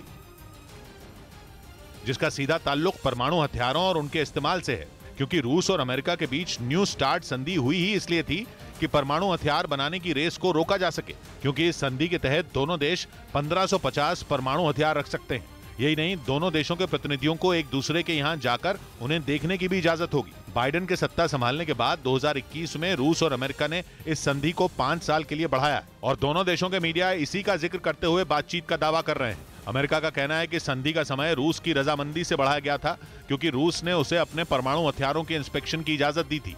लेकिन इससे पहले ही यूक्रेन जंग शुरू हो गई और पुतिन के तेवर बदल गए। नौबत यह आ गई कि पुतिन ने अपने परमाणु हथियारों के इस्तेमाल की खुलेआम धमकी दे डाली। लेकिन न्यू स्टार्ट संधि सुलह का रास्ता निकाल सकती है, या यूं कहें कि ये दोनों महाशक्तियों के रिश्ते सुधारने का आखिरी रास्ता है, क्योंकि इस संधि के तहत दोनों को बातचीत करनी ही होगी। माना जा रहा है कि इसी वजह से पश्चिम एशिया में परमाणु हथियारों के मुद्दे पर दोनों में बातचीत हो सकती है, क्योंकि ये संधि 1991 में हुई स्टार्ट संधि का विस्तार है, जिसका नाम 2009 में न्यू स्टार्ट 1 रखा गया। और तब से अब तक रूस और अमेरिका इसके नियमों को मानते आ रहे हैं। लेकिन बदले हुए हालात में कुछ भी हो सकता है, क्योंकि ग्लास आधा भरा हुआ है और आधा खाली, यानी बात बन भी सकती है और बिगड़ भी सकती है। उधर इंग्लैंड के यॉर्क शहर में किंग चार्ल्स और उनकी पत्नी पर अंडे फेंके गए। ये घटना उस वक्त हुई जब वहां के नेता उनका स्वागत कर रहे थे। तभी एक लड़के ने उन पर अंडे फेंकने शुरू कर दिए। हालांकि इस दौरान वहां पुलिस के जवान मौजूद थे, जिन्होंने उसे घेर लिया। इस घटना के बाद आरोपी को हिरासत में ले लिया गया। राजा बनने के बाद किंग चार्ल्स इस समय उत्तरी इंग्लैंड के 2 दिन के दौरे पर हैं। उधर हरियाणा के यमुनानगर में पुरानी रंजिश में 3 लोगों ने एक युवक की पीट कर हत्या कर दी और उसका शव नाली में फेंककर फरार हो गए, जिसे बाद में लोगों ने बाहर निकाला। बताया गया कि मामूली कहासुनी में युवक को इतनी बेरहमी से पीटा गया कि उसने सड़क पर ही दम तोड़ दिया। 302 के तहत मुकदमा दर्ज कर लिया। पुलिस ने भरोसा दिया कि आरोपियों की पहचान हो चुकी है, जिन्हें जल्द गिरफ्तार किया जाएगा। इस बीच यूक्रेन ने रूसी सेना को बड़ा नुकसान पहुंचाने का दावा किया। बताया गया कि जेलेंस्की की सेना ने मेलिटोपोल के पास रूसी फौज पर जोरदार हमले किए, जिनमें रूस की सेना के 5 हथियार डिपो पूरी तरह बर्बाद हो गए। यूक्रेन का दावा है कि उसने पुतिन की फौज के अलग अलग ठिकानों पर कई मिसाइलें दागी। खबर है कि यूक्रेन के ताबड़तोड़ हमलों के बाद रूस के जवानों को कुछ इलाकों में पीछे हटना पड़ा। दावा है कि यूक्रेन की सेना ने रूस के एक तेल डिपो को भी उड़ा दिया। बताया गया कि रूस के जिन ठिकानों को टारगेट किया गया, वहां कुछ नए हथियार पहुंचे थे। कहा जा रहा है कि जैसे ही इसकी जानकारी यूक्रेन की सेना को मिली, उसने ताबड़तोड़ हमले किए। दावा है कि मिसाइल हमलों में न सिर्फ रूस के हथियार डिपो तबाह हुए, बल्कि उसके कुछ सैनिकों की भी मौत हुई। इधर शिवसेना नेता संजय राउत 3 महीने बाद मुंबई की आर्थर रोड जेल से रिहा हो गए। जेल से रिहा होते ही सबसे पहले वो मुंबई में सिद्धिविनायक मंदिर पहुंचे, जहां उन्होंने अपने परिवार के साथ पूजा की। इस दौरान बड़ी संख्या में उनके समर्थक भी वहां मौजूद रहे। पात्रा चौल जमीन घोटाले के मामले में शिवसेना नेता संजय राउत जेल में बंद थे, जिन्हें मुंबई की सेशंस कोर्ट ने जमानत दी, जिसके बाद वो 3 महीने बाद जेल से बाहर आए। 2 दिन से भी ज्यादा जेल में काटे, मैं कभी भूलूंगा नहीं। उधर अमेरिका के कैलिफोर्निया में एक रिफाइनरी में भीषण आग लग गई। आग के तांडव मचाने का एक वीडियो भी सामने आया, जिसमें रिफाइनरी का ज्यादातर हिस्सा लपटों में घिरा नजर आया। वहां लगी आग इतनी भीषण थी कि काफी देर तक ऊंची ऊंची लपटें उठती रहीं। जैसे ही आग लगने की खबर दमकल कर्मियों को मिली, वो उसे बुझाने के लिए पहुंच गए, लेकिन आग को बुझाना आसान नहीं था। हालांकि कड़ी मशक्कत के बाद आग को बुझा लिया गया। रिफाइनरी में आग किस वजह से लगी, इसका पता नहीं चल सका। इस बीच पश्चिमी मीडिया ने दावा किया कि पोलैंड में पुतिन के खात्मे का प्लान तैयार किया जा रहा है। बताया गया कि रूस में मौजूद पुतिन के कुछ विरोधियों ने पोलैंड में डेरा डाल लिया है और वो वहीं से पुतिन को जान से मारने की साजिश रच रहे हैं। अमेरिका की एक मैगजीन के मुताबिक उनका प्लान रूस में गृह युद्ध भड़काकर पुतिन की जान लेना है। दावा है कि ऐसा इसलिए क्योंकि वो जंग के बाद रूस पर लगाए गए आर्थिक प्रतिबंधों से नाराज हैं। खबर है कि जंग लंबी खिंचने और रूस के हजारों सैनिकों की मौत के बाद पुतिन के खिलाफ लोग बगावत पर उतर आए। असल में जंग में पुतिन को एक के बाद एक कई झटके लगे हैं। पश्चिमी मीडिया का दावा है कि रूस को इस लड़ाई में भारी नुकसान उठाना पड़ा है, लेकिन बताया जा रहा है कि अब पुतिन जंग को चाहकर भी नहीं रोक पा रहे हैं। माना जा रहा है कि इसीलिए रूस के लोगों में गुस्सा है और दावा है कि इसी का फायदा उठाकर पुतिन के विरोधी उन्हें हमेशा के लिए रास्ते से हटाने का प्लान बना रहे हैं। उधर अमेरिका के मध्यावधि चुनाव में राष्ट्रपति बाइडेन को झटका लगा। वहां रुझानों में पूर्व राष्ट्रपति डोनाल्ड ट्रंप की रिपब्लिकन पार्टी बाइडेन की डेमोक्रेटिक पार्टी से आगे निकल गई, जिसके बाद ट्रंप और उनके समर्थक जश्न भी बनाने लगे। Thank you very much, everybody. चुनाव के रुझानों को बाइडेन के लिए झटका माना जा रहा है क्योंकि उनकी पार्टी ने कई ऐसी सीटें भी गंवा दी जो पिछली बार उन्होंने जीती थी। इधर गुजरात के खेड़ा में कपास के गोदाम में आग लग गई जिसमें लाखों का सामान जलकर राख हो गया। आग लगने की जानकारी पास के लोगों ने दमकल विभाग को दी, जिसके बाद फायर ब्रिगेड की 3 गाड़ियां मौके पर पहुंचकर आग बुझाने में जुट गईं। लेकिन आग इतनी भीषण थी कि उसे बुझाने में फायर ब्रिगेड की टीम को कड़ी मशक्कत करनी पड़ी। कई घंटों की कोशिश के बाद उस पर काबू पाया जा सका। हालांकि आग लगने की वजह का पता नहीं चल पाया। उधर यूक्रेन से हैरान करने वाला एक वीडियो सामने आया। वहां स्लोवाकिया से लगने वाली सीमा के करीब कुछ लोगों ने रूसी सैनिकों के एक स्मारक को मिट्टी में मिला दिया, जिसके लिए उन्होंने पहले तो भारी भरकम मूर्ति को रस्सी से बांधा और फिर उसे पीछे की तरफ खींचा। गाड़ी से बांधी गई मूर्ति जैसे ही पीछे की तरफ खींची गई वो एक ही झटके में जमीन पर आ गिरी। जानकारी के मुताबिक इस मूर्ति को रूसी सैनिकों की याद में बनाया गया था। इस बीच जापान की नेटो से बढ़ती करीबी ने उसके दुश्मन चीन के माथे पर पसीना ला दिया है। जापान ने ऐलान किया कि वो नेटो के साइबर डिफेंस रिसर्च इंस्टीट्यूट को ज्वाइन करने वाला है, जिस पर चीन बौखला गया और उसने जापान को नेटो से दूर रहने की सलाह देनी शुरू कर दी। चीन पिछले कुछ वक्त से जापान को आंखें दिखाने में लगा है और नेटो ने जून में पहली बार सरेआम चीन का नाम लेकर उसे एक चुनौती बताया था। ऐसे में अगर जापान नेटो के साइबर प्रोग्राम से जुड़ेगा तो चीन को परेशानी होना लाजमी है, क्योंकि चीन अपने दुश्मन देशों के कंप्यूटर सिस्टम में हैकिंग के जरिए सेंधमारी करने के लिए बदनाम है। इधर उत्तर प्रदेश के बरेली में अवैध तरीके से बनाया गया एक होटल को ढा दिया गया। प्रशासन की बुलडोजर वाली कार्रवाई का एक वीडियो भी सामने आया, जिसमें बुलडोजर से तोड़ा गया होटल ताश के पत्तों की तरह ढहता नजर आया। सामने आए वीडियो में बुलडोजर होटल के बाहर के हिस्से को तोड़ता दिखाई दिया। होटल को गिराने की कार्रवाई काफी देर तक चली, जिसके बाद रात में होटल पूरी तरह से जमींदोज हो गया। आरोप है कि AIMIM के एक नेता ने सरकारी जमीन पर इस होटल को बना रखा था। कड़ा इम्तिहान देने वाले कहां हैं? कड़ा इम्तिहान देने वाले कहां हैं? मोहब्बत में जान देने वाले कहां हैं? 100 बात की एक बात कही अनमोल ने, जमीन और कब तक तरसती रहेगी, इसे आसमां देने वाले कहां हैं? मिलते हैं कल। घड़ी जब इशारा करेगी 9 बजे रात का, वक्त फिर होगा 100 बात की एक बात का।